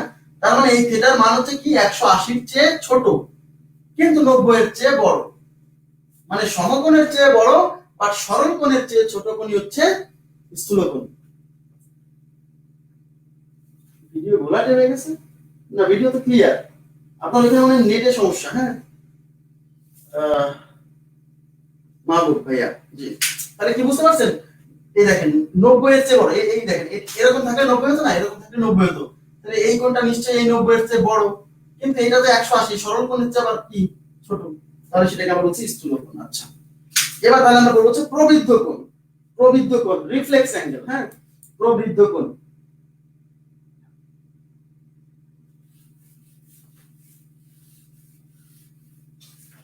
আচ্ছা প্রবৃদ্ধ কোণ সবচেয়ে বৃদ্ধ মানে সবচেয়ে বড়, বয়সে বড় মানে বড়, হ্যাঁ। তাহলে যে কোণের মানে এবার বুঝতে পারছেন, সরল কোণ 180 ডিগ্রি, তাহলে ভাই 180 এর চেয়ে কি হবে, 180 এর চেয়ে বড় কিন্তু 360 এর চেয়ে ছোট। ধরেন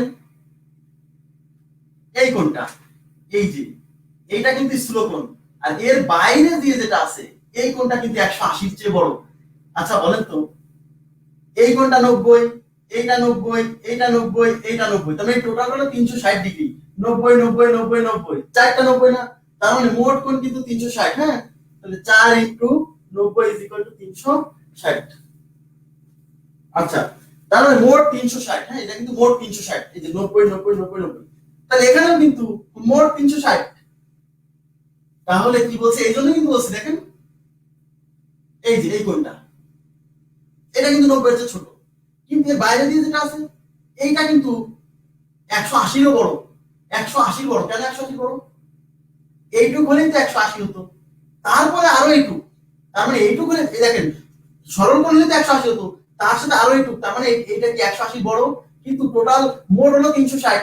তাহলে এটা কি 360 এর চেয়ে ছোট না? কারণ এইটুক আছে, এইটুক তো নাই, টোটাল তো থাকলে হয় 360 তো, তার মানে 180 এর চেয়ে বড় কিন্তু 360 এর চেয়ে ছোট। 360 এর চেয়ে ছোট, এই থিটা কিন্তু, এই থিটা কিন্তু এটা না, এই বাইরেরটা, এই বাইরেরটা ভাই, এই বাইরেরটা, হ্যাঁ বাইরে এই যেটা, তাহলে এই থিটাটা 360 এর চেয়ে ছোট কিন্তু 180 এর চেয়ে বড়, এই কোণটাকে বলা হচ্ছে রিফ্লেক্স অ্যাঙ্গেল বা প্রবৃদ্ধ কোণ। ঠিক আছে, প্রবৃদ্ধ কোণ, জি। আচ্ছা, তাহলে প্রবৃদ্ধ কোণ গেল। এবার আমরা দেখব হচ্ছে পূরক কোণ। মনোযোগ দেন, এখন খুব গুরুত্বপূর্ণ জায়গায় চলে আসছি, পূরক কোণ। মানে বিসিএস এ অনেকবার আসছে পূরক কোণ থেকে, পূরক কোণ আর সম্পূরক কোণ, ভেরি ভেরি ইম্পর্টেন্ট। পূরক কোণ এবং সম্পূরক কোণ খুবই গুরুত্বপূর্ণ। রেখাকোণ থেকে কিন্তু একটা প্রশ্ন হয় সাধারণত, হ্যাঁ এই জন্যই বলছি পূরক কোণ এবং সম্পূরক কোণ। পূরক কোণ, কমপ্লিমেন্টারি অ্যাঙ্গেল, হ্যাঁ পূরক কোণ, কমপ্লিমেন্টারি অ্যাঙ্গেল। আচ্ছা, দুইটা কোণের, ধরেন এইটা একটা কোণ থিটা 1, ধরেন এইটা একটা কোণ থিটা 2, এটা থিটা 1 আর এটা থিটা 2। যদি এই দুইটা কোণের সমষ্টি থিটা 2, হ্যাঁ এই দুইটা কোণের সমষ্টি যদি 90 ডিগ্রি হয়, তাহলে এই কোণ দ্বয়কে বলা হয় পরস্পরের পূরক কোণ। আচ্ছা, তাহলে আবার বলছি, দুইটা কোণের যোগফল যদি মোট 90 ডিগ্রি হয়, এই দুইটা মিলে হবে 90 ডিগ্রি, তাহলে এই কোণ দুইটাকে বলা হয় পরস্পরের পূরক কোণ, কমপ্লিমেন্টারি অ্যাঙ্গেল। বোঝা গেছে বিষয়টা? আচ্ছা, তাহলে দুইটা কোণের যোগফল 90 হবে। তাহলে এই দুইটা কোণ যে এক জায়গাতে থাকবে এরকম কোনো কথা নাই, আলাদা আলাদা জায়গায় আছে কিন্তু যোগফল 90, তাহলে পূরক। দুইজন একসাথেও থাকতে পারে, ধরেন এরকম আছে, এটা থিটা 1 আর এই এই যে এটা থিটা 2। এবার বলেন এই টোটালটা 90 না কেন? এই যে এটা এটা লম্বভাবে আছে 90, তাহলে এইটা যদি থিটা 1 হয় আর এটা যদি থিটা 2 হয়, তাহলে এই দুইটা এইটা আর এটা মিলে তো theta 1 plus theta 2, theta 1 plus theta 2 কার সমান? এই 90 এর সমান না? তার মানে এরা কিন্তু আবার পরস্পরের কি সন্নিহিত কোণ। দেখেন এই যে সাধারণভাবে এই পাশে একটা, এই পাশে একটা, তাহলে এরা কিন্তু পরস্পর সন্নিহিত কোণ, আবার পরস্পরের পূরক কোণ। কেন? কারণ এই দুইটা মিলে আবার 90 ডিগ্রি, এই যে 90 মোট দেখা যাচ্ছে, এই চিত্রে এরকম থাকে 90 ডিগ্রি। ঠিক আছে, আচ্ছা, তাহলে এরা সন্নিহিত কোণ আবার পূরক কোণ, কিন্তু এরা দুইজনের যোগফল 90 মানে পূরক, কিন্তু এরা কিন্তু সন্নিহিত না। বোঝা গেল বিষয়টা? তার মানে পূরক কোণ হতে হলে সন্নিহিতই হতে হবে এরকম কোনো কথা নাই। অনেকের এটা একটা ভুল কনসেপ্ট আছে যে পূরক হতে হলে মানে এক পাশে এক জায়গায় থাকতে হবে, না, দুইটা মিলে 90 হলেই পূরক, ব্যাস।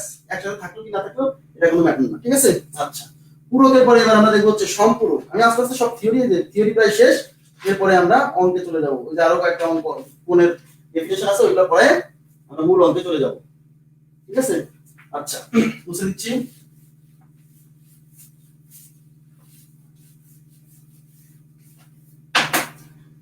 সম্পূরক কোণ, সাপ্লিমেন্টারি অ্যাঙ্গেল, সম্পূরক।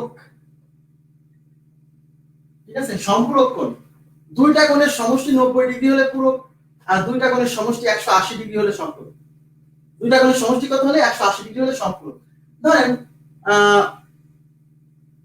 এই যে একটু আগে দেখাইছি, এই কোণ থিটা 1 আর এই কোণ থিটা 2, এই থিটা 1 আর থিটা 2 পরস্পরের সম্পূরক। কেন? কারণ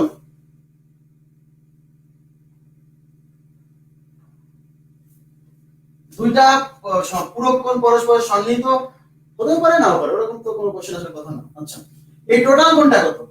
এই টোটাল কোণটা কি? সরল কোণ 180, তাহলে এই থিটা 1 আর থিটা 2 মিলে কত? 180। তাহলে থিটা 1 আর থিটা 2 মানে দুইটা কোণের সমষ্টি যদি 180 ডিগ্রি হয়, তাহলে ওই কোণ দুইটাকে বলে পরস্পরের সম্পূরক। আবার বলছি, যে আছে থেকে, তাহলে দুইটা কোণের সমষ্টি যদি 180 ডিগ্রি হয়, তাহলে এই কোণ দুইটাকে বলা হয় পরস্পরের সম্পূরক কোণ। ক্লিয়ার বিষয়টা? আচ্ছা, তাহলে পূরক কোণ গেল, সম্পূরক কোণ গেল। এবার খুবই গুরুত্বপূর্ণ, জ্যামিতি বুঝতে হলে আপনাকে এই জিনিসগুলো বোঝাই লাগবে। সেটা হলো বিপরীত কোণ, সেটা হচ্ছে একান্তর কোণ, সেটা হচ্ছে অনুরূপ কোণ। জিওমেট্রি যদি আপনি বুঝতে চান তাহলে এই কোণগুলো না বুঝে আপনি আগাতে পারবেন না সামনে। ঠিক আছে, আচ্ছা, এখন আমাকে ডিফারেন্ট কালার পেন ইউজ করতে হবে এক একটা বোঝানোর জন্য।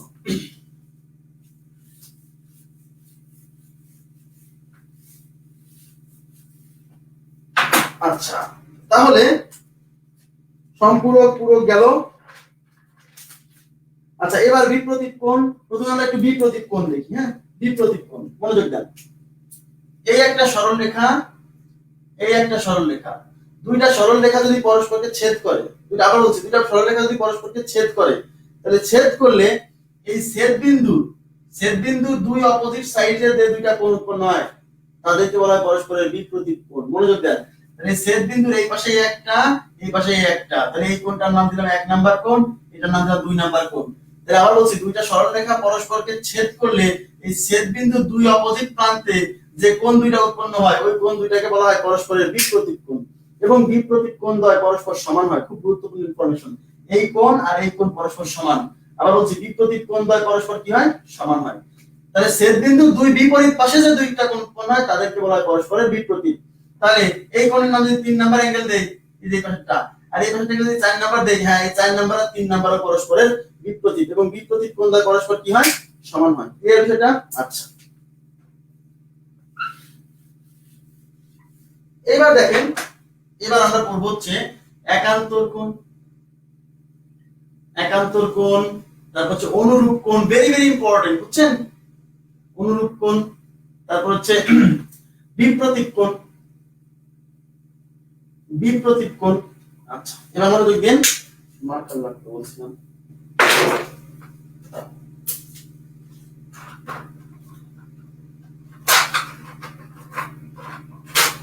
আচ্ছা, এবার দেখেন, ধরেন এটা একটা সরল রেখা, এটা একটা সরল রেখা এবি। মনোযোগ দেন,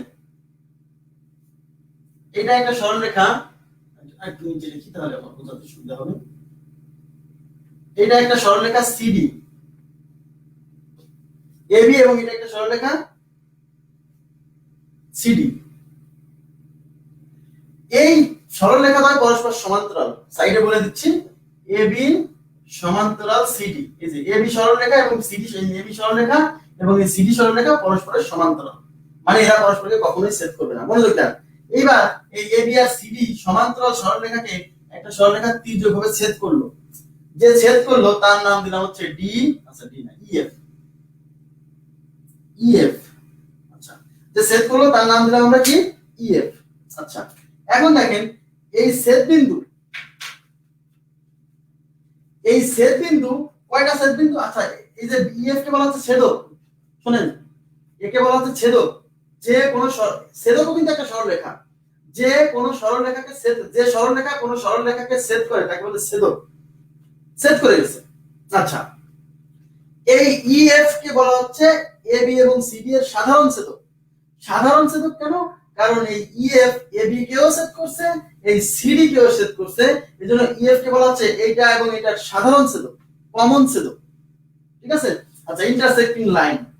এখন প্রশ্ন হচ্ছে সাধারণ ছেদক। এই যে ছেদক, এই ছেদক দেখবেন এই এবি এবং সিডি সরলরেখাকে দুইটা বিন্দুতে ছেদ করছে না? এই একটা সেই ছেদ বিন্দু, এই একটা সেই ছেদ বিন্দু।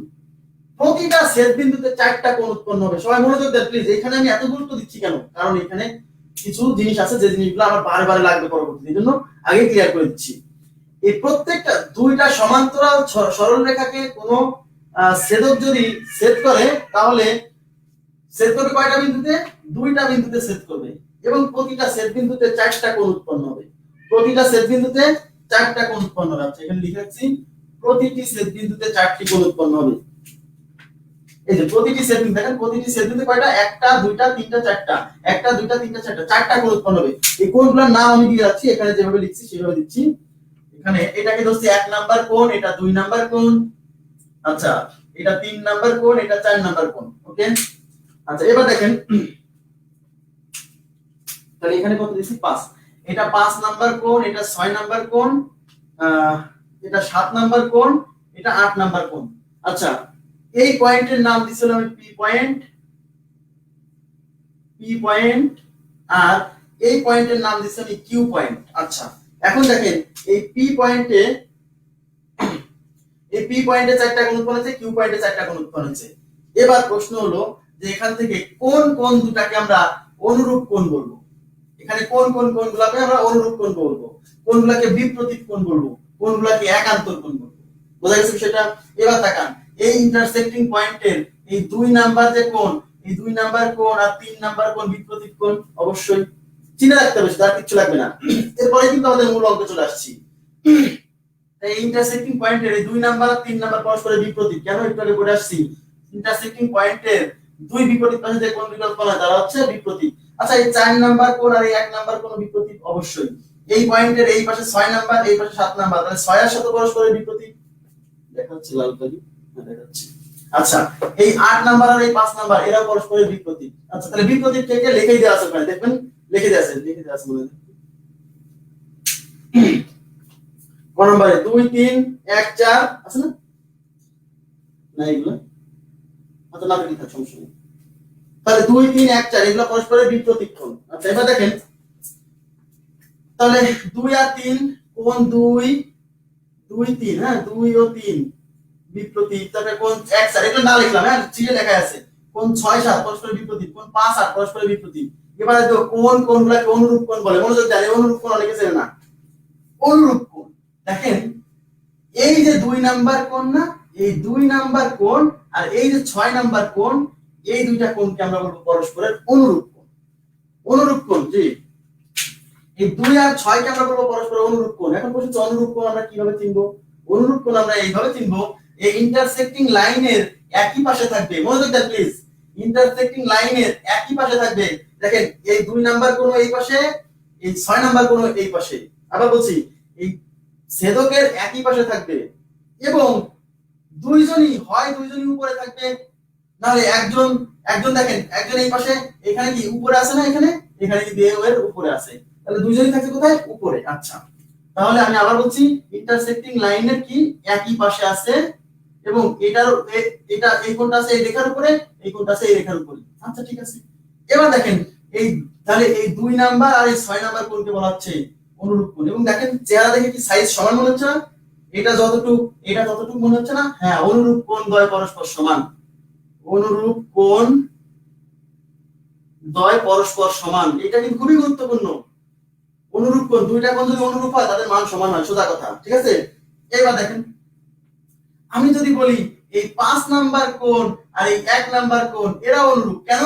কারণ এরাও কিন্তু ইন্টারসেক্টিং লাইনের একই পাশে আছে। দেখেন, এই 5 নাম্বার এই পাশে, এটা এই পাশে, এটা উপরে, এটা উপরে, তাহলে এরাও কি পরস্পর অনুরূপ? কারণ এখানে এই 2 আর 6 অনুরূপ, কোণ 2 ও কোণ 6 অনুরূপ, তারপরে কোণ 5 ও কোণ 1 অনুরূপ, কোণ 5 ও কোণ 1 অনুরূপ। ব্যাস। আচ্ছা, এবার তাকান, আমরা যদি বলি এই যে 8 নাম্বার কোণ আর এই যে 4 নাম্বার কোণ এরা অনুরূপ, কেন? এরাও দেখেন রেখার একই পাশে এবং এইবার এই পয়েন্টের নিচে, এবার এও এই পয়েন্টের নিচে, মানে এই সরলরেখার নিচে, এও সরলরেখার নিচে। দুইটা কোণই হয় উপরেই থাকবে, না হলে দুইটা কোণই নিচে থাকবে। বোঝা গেছে বিষয়টা? আশা করি বুঝতে পারছেন। দেখেন, এই কোণ আর এই কোণ চেহারা দেখে বুঝছেন অনুরূপ, মানে একই রকম দেখতে, এটাও যেরকম এটাও সেরকম। তাহলে এই অনুরূপ কোণ সমান, তার মানে এই 4 নাম্বার কোণ আর 8 নাম্বার কোণ পরস্পরের অনুরূপ। আচ্ছা, এবার দেখেন, এই 7 নাম্বার আর 3 নাম্বার এরাও কিন্তু সরলরেখার এই ইন্টারসেক্ট, মানে ছেদকের একই পাশে, এটাও এই পাশে, এটাও এই পাশে, এবং এও এই সরলরেখার নিচে, এও এই সরলরেখার নিচে, তাহলে এরাও পরস্পরের অনুরূপ। তাহলে কে কে? 4 আর 8 এটা অনুরূপ, কোণ 4 ও 8 অনুরূপ, কোণ 3 ও কোণ 7 অনুরূপ। আর অনুরূপ কোণ দ্বয় পরস্পর কি হয়? সমান হয়। আবার বলছি, তার মানে এই 7 নম্বর কোণের মান যা, এই 3 নম্বর কোণের মানও তাই। তাহলে আমরা অনুরূপ কোণ চিনে ফেললাম। এবার একান্তর কোণ, ভেরি ইম্পর্টেন্ট হলো একান্তর কোণ। হ্যাঁ, এটা বুঝতে অনেকের অসুবিধা হয়, মনোযোগ দেন। অনুরূপ চিনতে পারলাম, এবার একান্তর কোণ।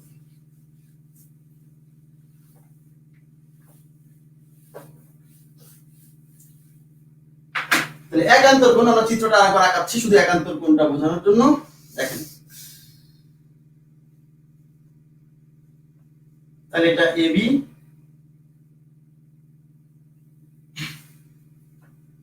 এটা সিডি, এটা হচ্ছে ইএফ ছেদক, ঠিক আছে? একান্তর কোণ যদি আমরা বুঝতে চাই, তাহলে দেখেন, একান্তর কোণ বুঝতে হলে আপনাকে জেড অক্ষর বানাতে হবে। মনোযোগ দেন, জেড অক্ষর বানাতে হবে। কি অক্ষর? জেড। ইংরেজি জেড অক্ষর আছে না, জেড অক্ষর, ইংরেজি জেড অক্ষর বানাবেন। এই যে জেড অক্ষর বানাতে হবে। জেড অক্ষর হয়েছে? জেড অক্ষর হয়েছে বলেন তো? এই যে জেড অক্ষর হয়েছে কিনা? এই জেড অক্ষরের দুই পায়ের ভাঁজের মাঝখানে যে দুইটা কোণ থাকবে, জেড অক্ষরের পা দুইটার যে ভাঁজের মধ্যে যে কোণ থাকবে সেটা হলো কি কোণ বলেন তো? সেটা হলো একান্তর কোণ। এই এই জেডের এই পায়ের ভাঁজের মধ্যে এই একটা কোণ, আর এই পায়ের মধ্যে এই একটা কোণ, এই কোণ আর এই কোণকে বলা হচ্ছে একান্তর কোণ। আবার বলছি জেড অক্ষর বানাবে, ইংরেজি জেড অক্ষর বানায় এই ভাঁজের মধ্যে যে দুইটা কোণ থাকবে সেই দুইটা পরস্পরের একান্তর কোণ। বোঝা গেছে? এবং একান্তর কোণ দ্বয় পরস্পর সমান হয়। জি জি জি, এই জেড এর ভাঁজে যে কোণ তারা হলো একান্তর কোণ। ক্লিয়ার? আচ্ছা, এখন সেই জেড কিন্তু সোজা জেড হতে পারে, উল্টা জেডও হতে পারে। উল্টা জেড বলতে কি বোঝাচ্ছি? উল্টা জেড বলতে আমি এরকম বোঝাচ্ছি, দেখেন উল্টা জেড বলতে বোঝাচ্ছি যদি এরকম হয়, এটা কি সোজা জেড হলো? এটা হলো উল্টা জেড। দেখেন এই উল্টা জেড এর এদের ভাঁজের মধ্যে যে কোণ সেটাও একান্তর কোণ। তাহলে এই যে একটা কোণ, এই দেখেন এই একটা কোণ, এই একটা কোণ, জেড হলে হইছে। এবং এই একটা কোণ, এই একটা কোণ, একান্তর কোণ। এরাও একান্ত, এরাও একান্ত, যেটাই হোক। বোঝা গেছে? তাহলে এই কোণ আর এই কোণ পরস্পর দেখি সাইজ সমান হচ্ছে না, একান্তর কোণ। তাহলে জেড এর দুইটা ভাঁজের মধ্যে যে কোণ হবে সেটা হলো একান্তর কোণ, এবং একান্তর কোণ দ্বয় পরস্পর কি সমান। আপনারা কি বুঝতে পারছেন বিষয়টা? কোনো সমস্যা হচ্ছে কি? এটা যে একান্তর কোণ, এটা কি একান্তর কোণ? তাহলে এইটা একান্তর কোণ, এটা একান্তর কোণ। তাহলে এই কোণের একান্তর কোণ এটা, আবার এই কোণের একান্তর কোণ এটা ধরেন না, এই কোণের একান্তর কোণ এটা। ঠিক আছে? এই কোণের একান্তর কোণ এটা, এই কোণের একান্তর কোণ এটা। আশা করি বুঝতে পারছেন। এবার দেখেন সবাই এখন একটু মনোযোগ দিন, আমি একটা জিনিস বোঝানোর চেষ্টা করছি। সেটা হচ্ছে এই যে চারটা কোণ উৎপন্ন হয়েছে এখানে এবং এখানে যে চারটা কোণ উৎপন্ন হয়েছে না, এই চারটা কোণের এই যে ইন্টারসেক্টিং পয়েন্ট, মানে এই যে দেখেন এই কোণটা এই কোণটা আর এই কোণটা এই কোণটা, এই কোণগুলো কি সরলরেখার বাইরে না? এটা কিন্তু দেখেন এই রেখার বাইরে, এই রেখার বাইরে। এগুলো এই দুইটা কোণ, আর এই দুইটা কোণকে বলে বহিস্থ কোণ। কি কোণ বলে? বহিস্থ কোণ বলে। আর এই এই এবি সরলরেখা আর এই যে সিডি সরলরেখার এই ভেতরে এই কোণটা আর এই কোণটা, এই কোণটা আর এই কোণটা, এটা কি ভেতরে না? এই জন্য এই কোণ দুইটা আর এই দুইটা কোণকে বলে অন্তস্থ কোণ। কি বলে? অন্তস্থ কোণ। বোঝা গেছে? তাহলে এই বাইরের দুইটা, এই বাইরের দুইটা বহিস্থ কোণ, এটা এটা এটা এটাকে বলে অন্তস্থ কোণ। ক্লিয়ার? আচ্ছা, এখন এখান থেকে একটা থিওরি জানতে হবে আমাদের। সেই থিওরিটা কি দেখেন? সেই থিওরিটা হচ্ছে এই অন্তস্থ কোণ, এই ইন্টারসেক্টিং লাইন বা এটার নাম কি? ছেদক। এই ছেদকের একই পাশে যে দুইটা অন্তস্থ কোণ আছে, এই এটা একটা অন্তস্থ কোণ না? আবার এই একটা অন্তস্থ কোণ না? এই কোণ আর এই কোণের সমষ্টি 180 ডিগ্রি। ভেরি ভেরি ইম্পর্টেন্ট একটা থিওরি। ওকে? আচ্ছা, আবার বলছি, কি বলছি? এই ছেদকের একই পাশে অবস্থিত যে দুইটা অন্তস্থ কোণ, এই অন্তস্থ কোণ দুইটার সমষ্টি 180 ডিগ্রি। প্রশ্ন হচ্ছে কিভাবে 180 ডিগ্রি হলো ভাই? 180 ডিগ্রি হলো এইভাবে, আপনারা আমাকে বলেন এই কোণ আর এই কোণ সমান, রাইট? এই কোণের মান ধরুন এইটা আর এটা একান্তর কোণ, একান্তর কোণ করে পরস্পর সমান।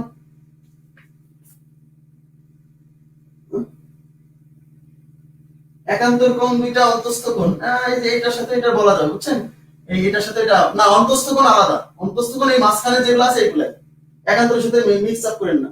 অন্তস্থ কোণ এই মাঝখানে যে চারটা আছে এটাই, সবসময় এরকম নাও হতে পারে। আচ্ছা, এবার দেখেন এখন এই কোণ আর এই কোণ সমান, তাহলে বলেন এই যে এই কোণটা আর এই কোণটা, এই দুইটা মিলে কি সরল কোণ না? এই দুইটা মিলে 180। তাহলে আমি যদি বলি এই কোণটা এখানে আছে, তাহলে এইটুক আর এইটুক মিলে যদি 180 হয়, তাহলে এইখান থেকে আমি এইটুক নিলাম আর এখান থেকে এইটুক নিলাম, তাহলে এইটুক আর এইটুক জোড়ালে এইটুক কি পাওয়া যাচ্ছে না? তার মানে এইটা আর এটা মিলে 180 হচ্ছে না? 180 ডিগ্রি। তার মানে এই ছেদকের একই পাশে অবস্থিত যে দুইটা অন্তস্থ কোণ আছে তাদের সমষ্টি 180। কেন আসুন বোঝেন না? আচ্ছা, কি বোঝেননি? 180 বোঝেননি? আচ্ছা দেখেন, আমি বলছি এই কোণটা আর এই কোণটা, এই দুইটা যোগফল 180 কিভাবে? আচ্ছা বলেন, এইটুকু 180 এটা বুঝছেন? এইটুকু যদি 180 হয়, আচ্ছা এর নাম দিলাম আমি 1 নাম্বার কোণ, এর নাম দিলাম 2 নাম্বার কোণ, এমনিতেই এর নাম 3 নাম্বার কোণ। এবার বলেন 1 আর 2 মিলে 180 হবে কিনা? 1 + 2 = 180 হবে? হবে কিনা? অন্তস্থ কোণ বুঝি না, বোঝেন না? আচ্ছা, অন্তস্থ কোণ বুঝেন না? আচ্ছা, বোঝাচ্ছি। তা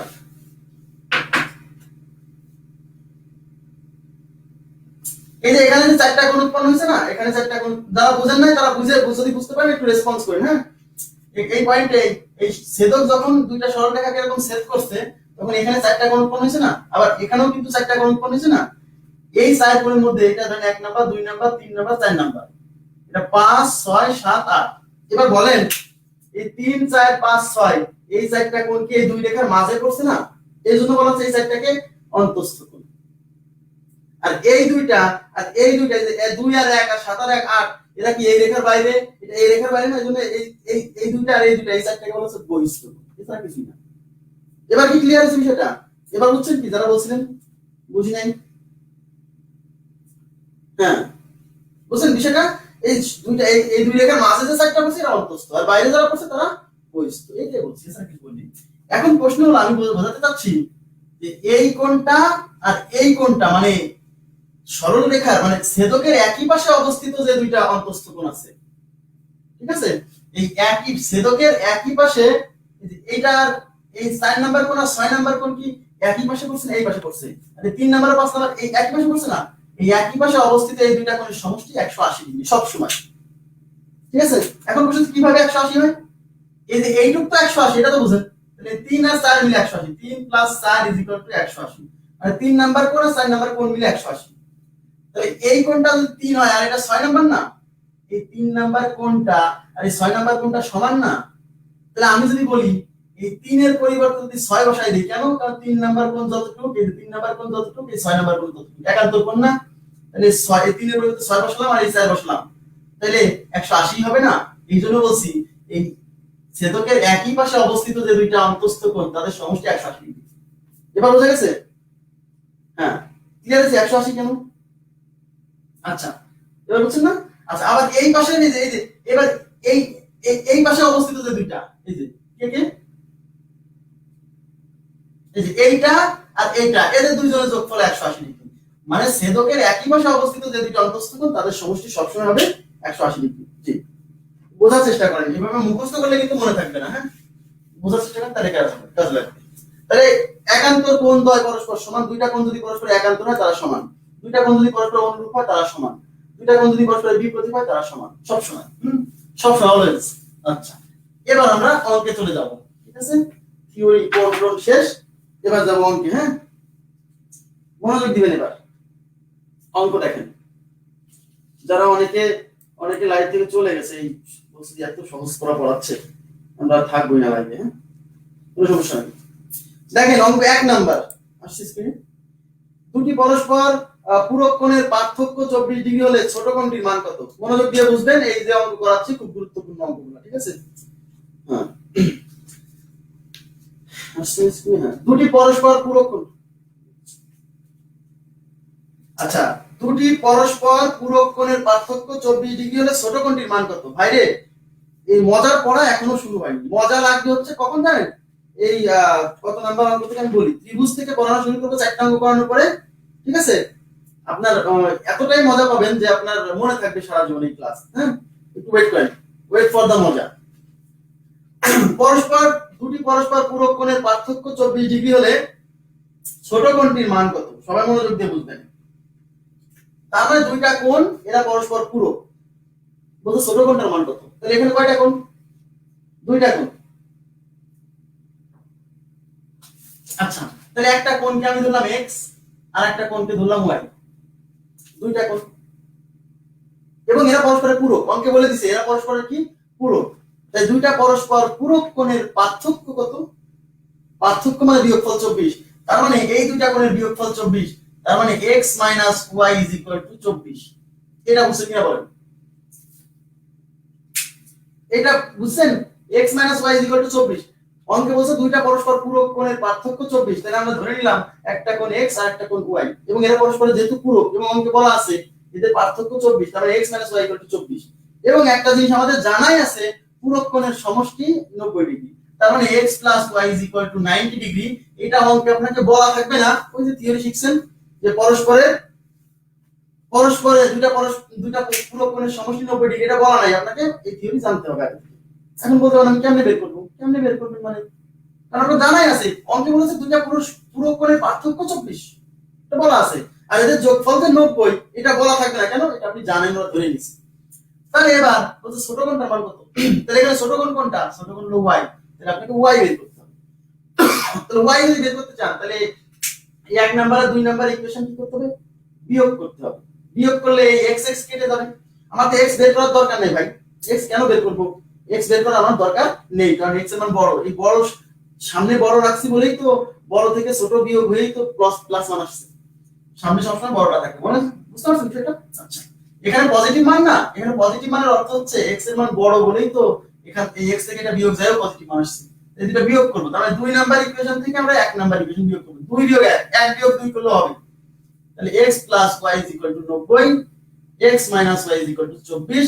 বিয়োগ করলে সাইন চেঞ্জ হয়, এখানে প্লাস হবে মাইনাস, এখানে মাইনাস হবে প্লাস, এখানে কি হবে মাইনাস। বাস x x ক্যান্সেল, তাহলে টুয়াইস y 24 আর 90 কত হয় বলেন তো 114।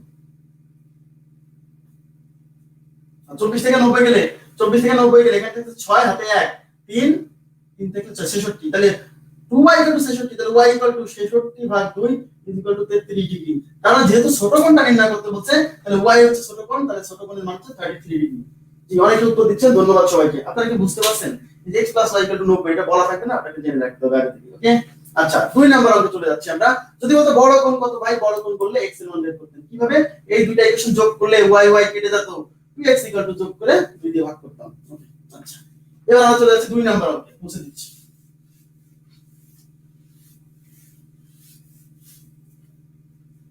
2 নাম্বার অঙ্কে বলছে যে twice x plus 17, twice x plus 17 ও x plus y, twice x plus 17 degree এবং x plus y ডিগ্রি কি পরস্পরের পূরক কোণ হলে 3x কত।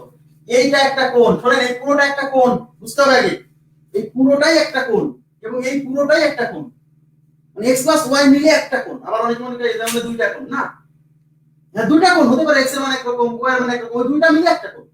তাহলে x plus y না, সরি আবার একটু ভুল হয়েছিল না, x plus 4, এটা x plus 4 বুঝছেন ভাইয়া, x plus 4, x plus 4, তাহলে 2x plus 17 ডিগ্রি এটা একটা কোণ, x plus 4 একটা কোণ, এবং বলছে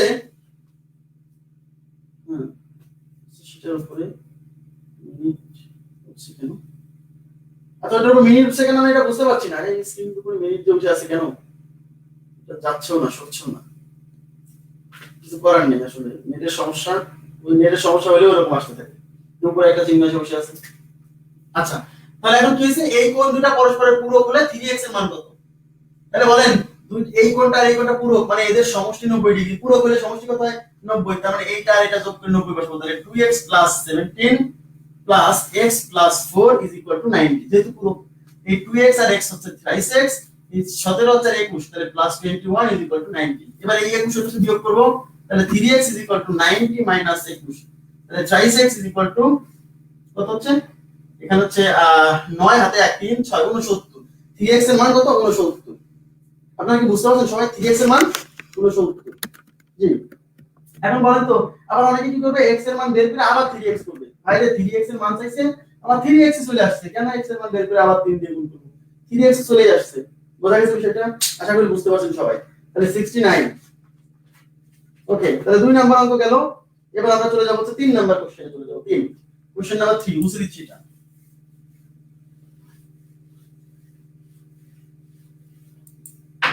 3 নাম্বার কোশ্চেনে বলছে একটি কোণ তার সম্পূরক কোণের 7/11 অংশ, একটি কোণ তার সম্পূরক কোণের 7/11 অংশ হলে কোণটির মান কত। একটা কোণ তার সম্পূরক কোণের 7/11 অংশ, তার মানে এখানে যে দুইটা কোণের কথা বলা হচ্ছে, একটা আর একটা সম্পূরক, ঠিক আছে। তাহলে একটা কোণ 79 ডিগ্রি কেমন আসলো 69, একটি কোণ তার সম্পূরক কোণের 7/11 অংশ, তার মানে ধরি, তাহলে বলছো ওই কোণটার মান কত, তাহলে ধরলাম কোণটা x, তাহলে ধরি কোণটির মান is equal to x। তাহলে এর যে সম্পূরক কোণ, এই বলছে একটা কোণ তার সম্পূরক কোণের 7/11 অংশ, তাহলে কোণটার মান যদি x হয়, এর সম্পূরক কোণ কত। আচ্ছা তাহলে এর মানে x এর, হ্যাঁ x এর সম্পূরক কোণ 180 ডিগ্রি মাইনাস x। কেন 180 ডিগ্রি মাইনাস x, কারণ আমরা জানি দুইটা সম্পূরক কোণের সমষ্টি 180, তাহলে 180 থেকে যদি এই কোণটা বাদ দেই, তাহলে নিশ্চয়ই এই কোণের সম্পূরক কোণ পাবো। এইবার শর্ত কি, শর্ত মতে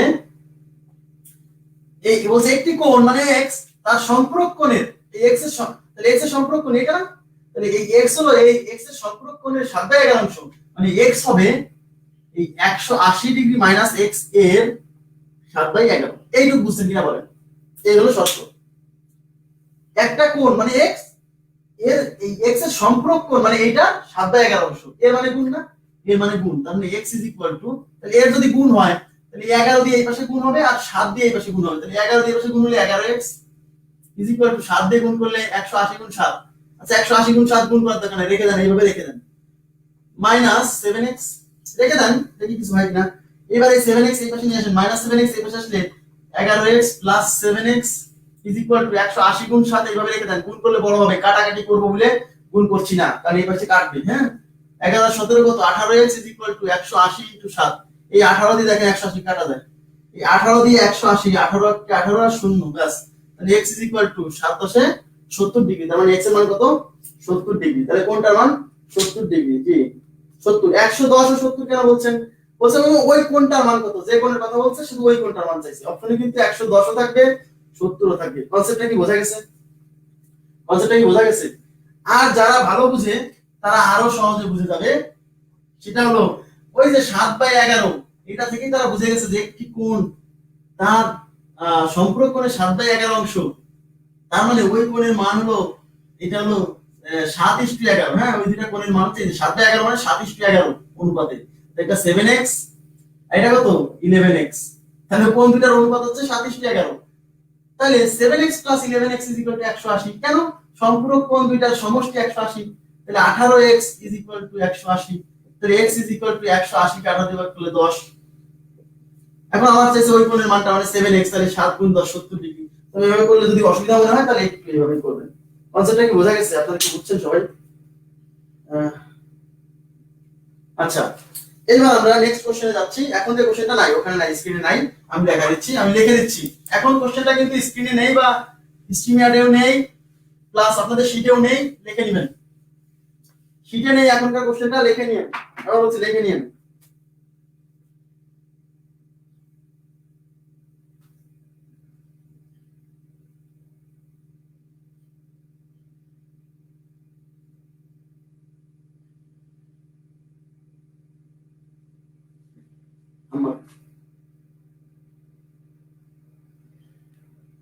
শেষ।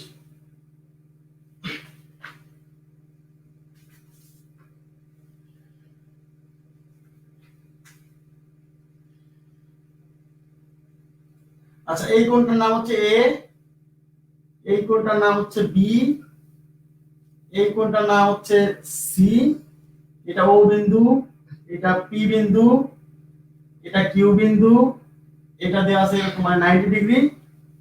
ঠিক আছে? আচ্ছা আর আমাদের এখানে দেওয়া আছে কোণ পি ও কিউ = 90 ডিগ্রি।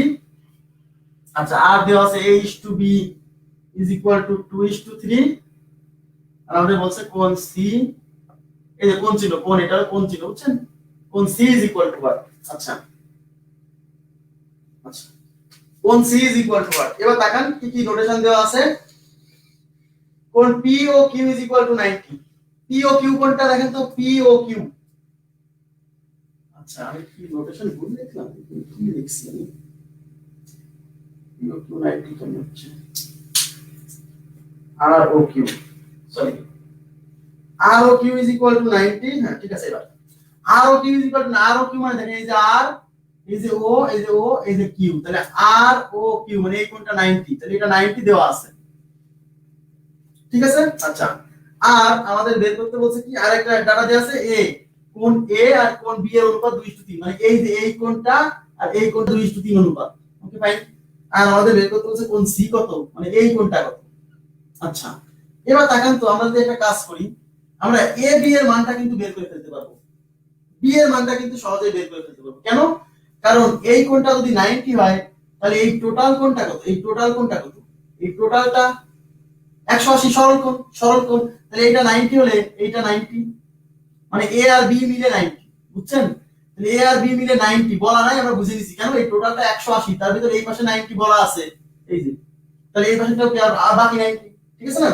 আচ্ছা তাহলে এটা যদি 90 হয় তাহলে 90 মিলে কে কে, এ আর বি মিলে 90, তাহলে এ আর বি এর অনুপাত কত 2:3। আচ্ছা আমরা তাহলে এই বি এর মানটা বের করে ফেলি। বি এর মানটা কত হচ্ছে দেখেন, তাহলে কোণ বি ইজ ইকুয়াল টু, যারটা বের করতে হয় সেই অনুপাত উপরে যায়, তাহলে বি এর অনুপাত কত 3, তাহলে 3 যাবে উপরে, নিচে অনুপাতের যোগফল এই যে 3 আর 2 যোগ করে 5 নিচে, ইনটু মোট পরিমাণ, এই মোট কোণের পরিমাণ কত 90 ডিগ্রি। দেখেন অনুপাতের কনসেপ্ট কাজে লাগালাম, এই 5 দিয়ে কাটলে 5 18 90, 3 18 কত 54, তার মানে কোণ বি কত 54 ডিগ্রি, মানে এই কোণটা 54 ডিগ্রি। এইবার তাকান, এই যে এই কোণটা, এটা একটা সরল কোণ, দেখেন এই যে বাঁকা হয়ে থাকে কিন্তু সরল কোণ কিনা, এই যে সরল রেখা, তাহলে এই পাশে সরল কোণ মানে এইটা 180। তার মানে এই কোণের ভিতর এই কোণের ভিতর কে কে আছে, সি আছে আর বি আছে, তাহলে সি আর এই বি মিলে 180, তার ভিতর বি পাই গেছি, তার মানে কোণ সি প্লাস কোণ বি ইজ ইকুয়াল টু 180। তাহলে বি এর মান কত পাইছি 54, তাহলে কোণ C plus 54 is equal to 180, 54 এর পাশে বিয়োগ করে দিলে কোণ C is equal to 180 minus 54, তাহলে কত হচ্ছে দেখেন, এখান থেকে 6 হাতে 1 2 126 ডিগ্রি, তাহলে উত্তর কত 126 ডিগ্রি 126। আপনারা কি বুঝতে পারছেন কোশ্চেনটা, বুঝতে পারছেন কি? তার মানে আমি কেন বি বের করলাম, বি বের করার কারণ কি, কারণ আমি বুঝে গেছি এই সি আর বি মিলে 180 দেখাই যাচ্ছে, সরল কোণ, এই যে সরল রেখাতে সরল কোণ। তাহলে আমি যদি কোনোভাবে বি বের করতে পারি, তাহলে এই টোটাল 180 থেকে এই বিটা বাদ দিলেই তো সি চলে আসবে, এই জন্য বি মান বের করছি। বোঝা গেছে সেটা 126। ওকে আচ্ছা বুঝে দিচ্ছি।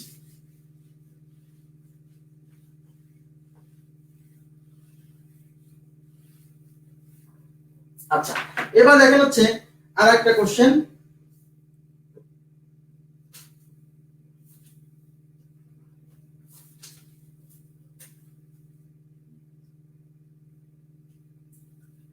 আচ্ছা চিত্রটা আগায় নিয়েন, সেটা হচ্ছে এটা ও বিন্দু, এই ও বিন্দুর এই পাশে এটার মান দেওয়া হচ্ছে 2c, এটার নাম 2c, আর এখানে এটা হলো 75 ডিগ্রি দেওয়া হচ্ছে, আর এইটার নাম দেওয়া হচ্ছে b, এইটার নাম দেওয়া হলো a, আর এইটার নাম দেওয়া হচ্ছে 4b। বলা হয়েছে কোণ a কত, b কত, c কত। আচ্ছা a কত, b কত, c কত, বোঝা গেছে বিষয়টা। আচ্ছা এবার দেখেন a কত, b কত, c কত, আমরা যদি এটা বের করতে চাই তাহলে আমাদের কি করতে হচ্ছে। এখন সবাই একটু মনোযোগ দিবেন, আমাদের বের করতে হচ্ছে a b c। তার ভিতর আমরা একটা কাজ করতে পারি, সেটা হলো এই যে এই a কোণ, এটা যদি a কোণ হয়, এই কোণের বিপরীত কোণ এই 4b, ঠিক আছে না? তাহলে a কোণের বিপরীত কোণ 4b, দেখেন এই কোণের বিপরীত কোণ 4b, আর বিপরীত কোণগুলো কি হয়, সমান হয়, তার মানে প্রথমেই বলতে পারি a is equal to 4b, যারা যারা সমান আমি সেরকম একটা তালিকা তৈরি করছি।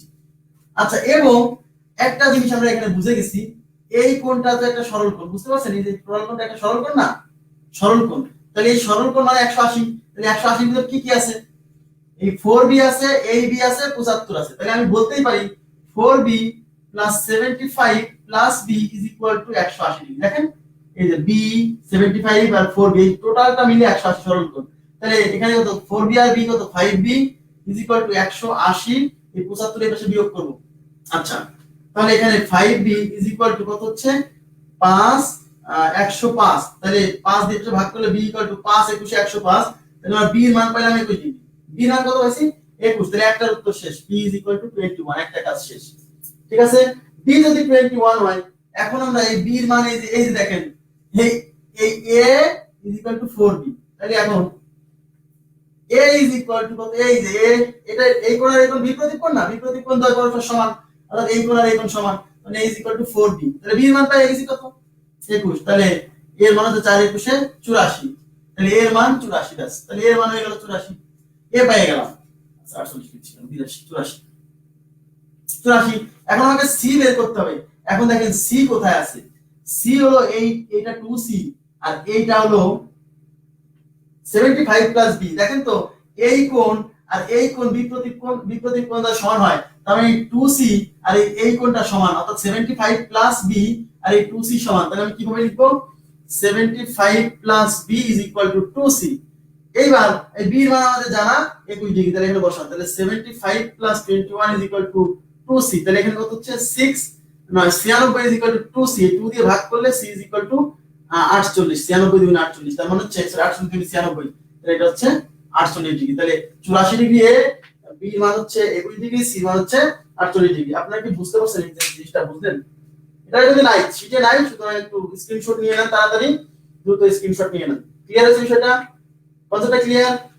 জি, বুঝতে পারছেন সবাই? জানাবেন, মাঝে মাঝে একটু কমেন্ট করবেন। হ্যাঁ, আপনারা তো কমেন্ট করা অনেকে ভুলে গেছেন। ঠিক আছে, জানাবেন, বুঝে দিচ্ছি। হ্যাঁ, আচ্ছা, এবার তাহলে আমরা শীটের 3 নম্বর অঙ্কে যাব।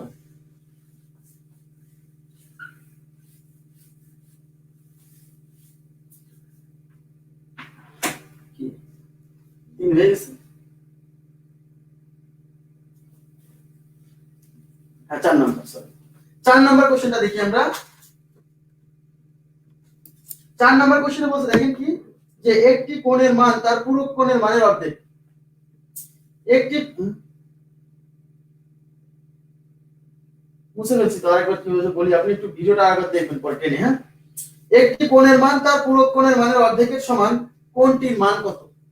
একটা কোণের মান তার পূরক কোণের অর্ধেকের সমান। আচ্ছা, কোণটির মান কত? অপশন আছে 60, অপশন আছে 45, বিশেষ পরীক্ষা আসা অঙ্ক। হ্যাঁ, অপশন আছে 30, অপশন আছে 25। বলছে একটা কোণের মান তার পূরক কোণের অর্ধেক। বলছে আচ্ছা, একটা কোণের মান তার পূরক কোণের অর্ধেক, বলছে কোণটির মান কত? তাহলে আমরা ধরে নিচ্ছি, ধরি কোণটি x, কোণটি ইজ ইকুয়াল টু x, আর তার পূরক কোণ, মনোযোগ দেন, তার পূরক কোণ ইজ ইকুয়াল টু y। এবার কি বলছে? মনোযোগ দেন প্লিজ।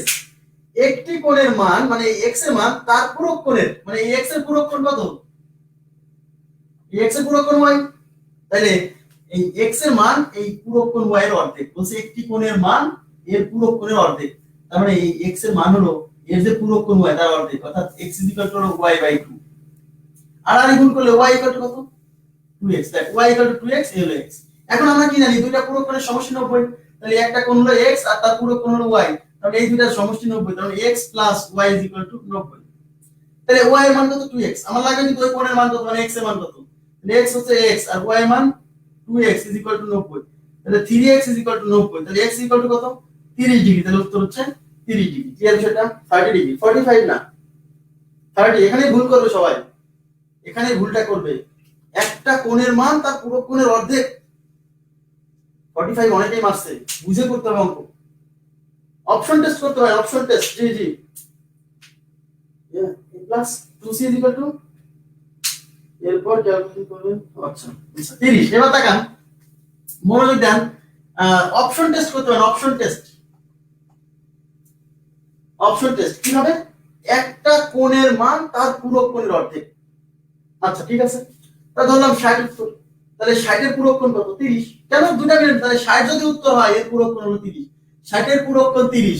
এখন আপনি বলেন, একটা কোণের মান মানে 60 এর মান তার পূরক কোণ 30 এর অর্ধেক। কথা শুনলেই খারাপ লাগতেছে। কেন? 60 কি 30 এর অর্ধেক ভাই? না, এটা তো উত্তর না। একটা কোণের মান তার পূরক কোণের অর্ধেক, কোণটি কত? তার মানে ওই একটা কোণের মানটা অপশনে দেওয়া থাকবে। ঠিক আছে, তাহলে বলেন, যদি উত্তর 45 হয়, তাহলে এই কোণের পূরক কোণ কত? 45। তাহলে এখন এই কোণের পূরক কোণের মান মানে একটা কোণের মান মানে 45 এর মান, তার যে পূরক কোণ তার অর্ধেক। 45 কি 45 এর অর্ধেক না? এবার 30 যদি নিই, এই একটা কোণের মান মানে 30 এর মান, এর যে পূরক কোণ, 30 এর পূরক কোণ কত? 60। তাহলে একটা কোণের মান মানে 30 এর মান, তার পূরক কোণ 60। 60 এর অর্ধেক হইছে, দেখেন 30 60 এর অর্ধেক। হ্যাঁ, অপশনে মিলে গেছে, মানে শর্ত মিলে গেছে, এটা উত্তর। আপনারা কি বুঝছেন অপশন টেস্টের বিষয়টা? সহজ ভাই, একদমই সিম্পল। একটা কোণের মান তার পূরক কোণের অর্ধেক, তাহলে কোণটা কত? যে কোণটার কথা বলছে সেই কোণটা, এর যে পূরক কোণ তার অর্ধেক হতে হবে। তাহলে 30 এর পূরক কোণ কত? 60। তাহলে 30 কি 60 এর অর্ধেক হচ্ছে না? 60 এর অর্ধেক 30 না? শর্ত মানছি। আপনারা কি বুঝছেন অপশন টেস্টটা? বুঝলেন কিনা একটু বলেন তো প্লিজ, বলেন, জানাবেন প্লিজ। আর 45 যদি উত্তর হয়, তাহলে কি হবে? একটা কোণের মান তার পূরক কোণের সমান, তাহলে 45 45। আর যদি বলতো একটা কোণের মান তার পূরক কোণের দ্বিগুণ, তাহলে 60। বুঝেন, অঙ্ক সবই আসতে পারে। একটা কোণের মান তার পূরক কোণের দ্বিগুণ, তাহলে উত্তর 60। কেন? মানে একটা কোণের মান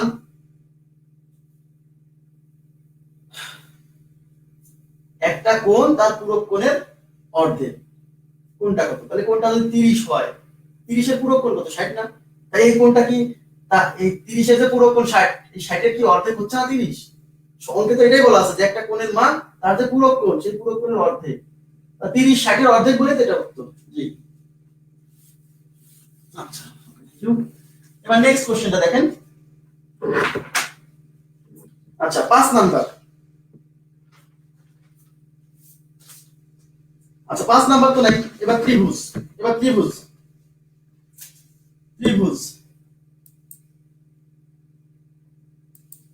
আচ্ছা এবার মনোযোগ দিন, ত্রিভুজে চলে আসছি আমরা। কতটুকু পড়াতে পারি দেখি। আচ্ছা ত্রিভুজ আপনারা বুঝতে পারছেন যে তিনটি রেখা দ্বারা, তিনটি রেখাংশ দ্বারা আবদ্ধ চিত্রকে ত্রিভুজ বলে। হ্যাঁ, তিনটি রেখাংশ, যে ত্রিভুজের তিনটা রেখাংশ থাকবে। এই ত্রিভুজের এই যে তিনটা রেখাংশ, এ বি সি একটা ত্রিভুজ, এই এ বি সি ত্রিভুজের এ বি একটা রেখাংশ, বি সি একটা রেখাংশ, এ সি একটা রেখাংশ, তাহলে এই তিনটা রেখাংশ দ্বারা আবদ্ধ যে চিত্র এটাকে বলছে ত্রিভুজ। আচ্ছা মনোযোগ দেন প্লিজ। এই রেখাংশগুলোকে, এই যে একটা, এই যে একটা, এই যে একটা, এগুলোকে বলে ত্রিভুজের বাহু। ত্রিভুজের বাহু, হ্যাঁ, এই রেখাংশগুলোকে বলে ত্রিভুজের বাহু। আচ্ছা ত্রিভুজের বাহু। আচ্ছা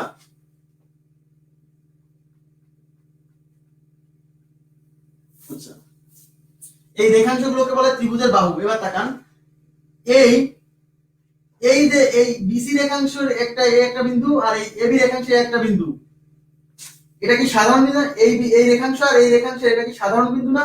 সাধারণ বিন্দু মানে কি? এই বিন্দুটা সাধারণ বিন্দু মানে কি? এই রেখাংশেরও বিন্দু, এই রেখাংশেরও বিন্দু, তাহলে এই সাধারণ বিন্দুকে বলে হচ্ছে ত্রিভুজের শীর্ষ। আবার বলছি, এগুলো হচ্ছে বাহু, আর এই প্রতি দুইটা বাহুর একটা সাধারণ বিন্দু আছে। এই বিন্দুটা কেন সাধারণ বিন্দু? কেন? কারণ এই বিন্দুটা এই বাহুর উপরে পড়ছে, এই বিন্দুটা এই বাহুর উপরে পড়ছে। তাহলে এই প্রতি দুইটা রেখাংশের যে বাহুর যে সাধারণ বিন্দু, এটাকে বলে ত্রিভুজের শীর্ষ। এই যে এটা বলে শীর্ষ। তাহলে এটাও কিন্তু সাধারণ বিন্দু, মানে এইটার এবং এইটার, এটাকে বলবো শীর্ষ। আচ্ছা তাহলে এটাও কিন্তু সাধারণ বিন্দু, তাহলে এইটার এবং এইটার, এটাকে বলবো শীর্ষ। ঠিক আছে? তাহলে আবার বলছি, তাহলে বাহু কি? আবদ্ধ ক্ষেত্র। বইয়ে লেখা আছে, আমি বই থেকেই লিখছি, অন্য কোথা থেকে লিখি না ভাই। বইয়ের বাইরে আমি কোথায় যাবো? আমি কি বইয়ের বাইরে বলেন তো? বই দেখেই লিখছি। আচ্ছা তাহলে কি হচ্ছে, এই তিনটা রেখাকে বলা হচ্ছে ত্রিভুজের বাহু, আর এই প্রতি দুইটা বাহুর যে কমন পয়েন্ট সেটাকে বলা হচ্ছে ত্রিভুজের শীর্ষ। আচ্ছা এই শীর্ষে যেটা উৎপন্ন হচ্ছে সেটাকে বলা হচ্ছে কোণ। এটা কোণ, এটা কোণ। তাহলে ত্রিভুজের তিন বাহু, তিন শীর্ষ, তিন কোণ। এবার তাকান, এখন আমি ত্রিভুজের নোটেশন দেখাচ্ছি যে কি কোণকে কি দ্বারা প্রকাশ করা হয় এবং বাহুর মানকে কি দ্বারা প্রকাশ করা হয়।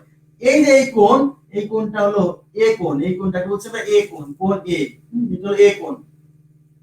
আর এটা এই কোণটার নাম হচ্ছে কোণ বি। এই যে এখানে বি শীর্ষ, এজন্য এর নাম হচ্ছে বি কোণ। এই কোণটার নাম কি? এই কোণটার নাম কোণ সি শীর্ষ, এজন্য এই কোণের নাম সি কোণ। ঠিক আছে? তাহলে কোণ এ, কোণ বি, কোণ সি। আর এই যে বাহু, এই বাহুর যে দৈর্ঘ্য, এই বাহুর দৈর্ঘ্যকে বলে ত্রিভুজের বাহুর মান বা বাহুর দৈর্ঘ্য। বোঝার চেষ্টা করেন। তাহলে এখন প্রশ্ন হচ্ছে, এই তিন বাহুর দৈর্ঘ্যকে এ বি সি দ্বারা প্রকাশ করে। একটু মনোযোগ দিয়ে রাখুন, হ্যাঁ, এগুলা কিন্তু পরে ভুল করেন না। তাহলে এ বি সি। আচ্ছা কোণ প্রকাশ করা হয় বড় হাতের লেটার দিয়ে, এ বি সি। দেখেন বড় হাতের, বড় হাতের, বড় হাতের, বড় হাতের। কোণ প্রকাশ করা হয় বড় হাতের লেটার দিয়ে। আর এই বাহুর মানকে, দৈর্ঘ্যকে, বাহুর যে দৈর্ঘ্য এটা কতটুকু, ধরেন 2 সেন্টিমিটার বা 3 সেন্টিমিটার, এটাকে ছুটি দিব। ঠিক আছে? আর এই বাহুকে প্রকাশ করা হয় ছোট হাতের অক্ষর দিয়ে, এ বি সি। এগুলো ভুল করেন না, কিন্তু এই নোটেশন গুলো কিন্তু একদম যেরকম বলছি এরকমই দিতে হবে, নাহলে চিত্রের সাথে ম্যাচ করবে না। না দিলে সমস্যা নাই, বাট এটা উচিত এরকম দেওয়া। ঠিক আছে? আচ্ছা তাহলে আমরা কি বলবো, এই বাহুর একটা দৈর্ঘ্য আছে, তার একটা নাম, এই বাহুর একটা দৈর্ঘ্য আছে, তার একটা নাম, এই বাহুর একটা দৈর্ঘ্য আছে, তার একটা নাম। আচ্ছা এই কোণগুলাকে বড় হাতের অক্ষর আর এই বাহুর মানগুলাকে ছোট হাতের অক্ষর দ্বারা প্রকাশ করে। এটা কি এ কোণ না? এই এ কোণের বিপরীত বাহু ছোট হাতের এ, এই বি কোণের এই বিপরীত বাহু ছোট হাতের বি, এই সি কোণের এই বিপরীত বাহু ছোট হাতের সি। বোঝা গেছে? এই বাহুর মান এ একক, এ মিটার বা এ সেন্টিমিটার যাই বলেন। ঠিক আছে? এই বাহুর মান বি একক, এই বাহুর মান সি একক। আবার বলছি, এ কোণ, এ লিখবো কোনটা? আমি এখানে এ দিতে পারছি না, এখানে এ দিবেন না, কারণ এই পাশে বি। বি কোণের বিপরীত বাহু বি, এ কোণের বিপরীত বাহু ছোট হাতের এ, মানে এই বাহুর দৈর্ঘ্য ছোট হাতের এ, এই বাহুর দৈর্ঘ্য ছোট হাতের বি। সি কোণের বিপরীত বাহু ছোট হাতের সি। তাহলে আবার বলছি এই কোণগুলোকে বড় হাতের অক্ষর আর এই বাহুগুলোকে ছোট হাতের এবিসি দ্বারা প্রকাশ করা হয়। মনে থাকবে তো? আচ্ছা, এই যে তাহলে আমরা ত্রিভুজ সম্পর্কে যেটা জানলাম সেটা হচ্ছে কোণগুলোকে বড় হাতের অক্ষর দ্বারা আর এই বাহুর যে মান সেগুলোকে ছোট হাতের অক্ষর দ্বারা প্রকাশ করা হয়। ক্লিয়ার আছে বিষয়টা? তাহলে এবং এখানে কিন্তু আমি এ দিতে পারবো না, এখানে এ দিতে পারবো না কেন? কারণ এটা তো বি, বি কোণের এই বিপরীত বাহু বি দ্বারাই প্রকাশ করতে হবে। দিলে তো ভুল হবে এরকম কিছু না, বাট দেওয়া উচিত না। আচ্ছা, আমি এই ত্রিভুজ সম্পর্কে আমি তো ত্রিভুজের অঙ্ক করাতে চাইছিলাম বাট হলো না, ঠিক আছে, আজকে হলো না, কিন্তু নেক্সট ক্লাস মিন্স হচ্ছে আপনাদের আমি টানা কয়েকদিন 3-4 দিন টানা চালাই দিব। যে এই সপ্তাহে মিসিং ছিল কালকে তো হচ্ছে না, পরের দিন থেকে আমি টানা চালাই দিব, ঠিক আছে? আচ্ছা, তাহলে আমাদের নেক্সট ক্লাসে ত্রিভুজের আগ পর্যন্ত বা ত্রিভুজ পর্যন্ত আমি যতটুকু পড়াইছি আপনি একটু মনোযোগ দিয়ে সুন্দর করে একটু পড়ে আসবেন। আচ্ছা আচ্ছা, একটু মনোযোগ দিয়ে একটু পড়ে আসবেন এবং নেক্সট ক্লাসে আমি আসলে আজকে আমার খুব দারুণ দারুণ অঙ্ক করানোর কথা ছিল।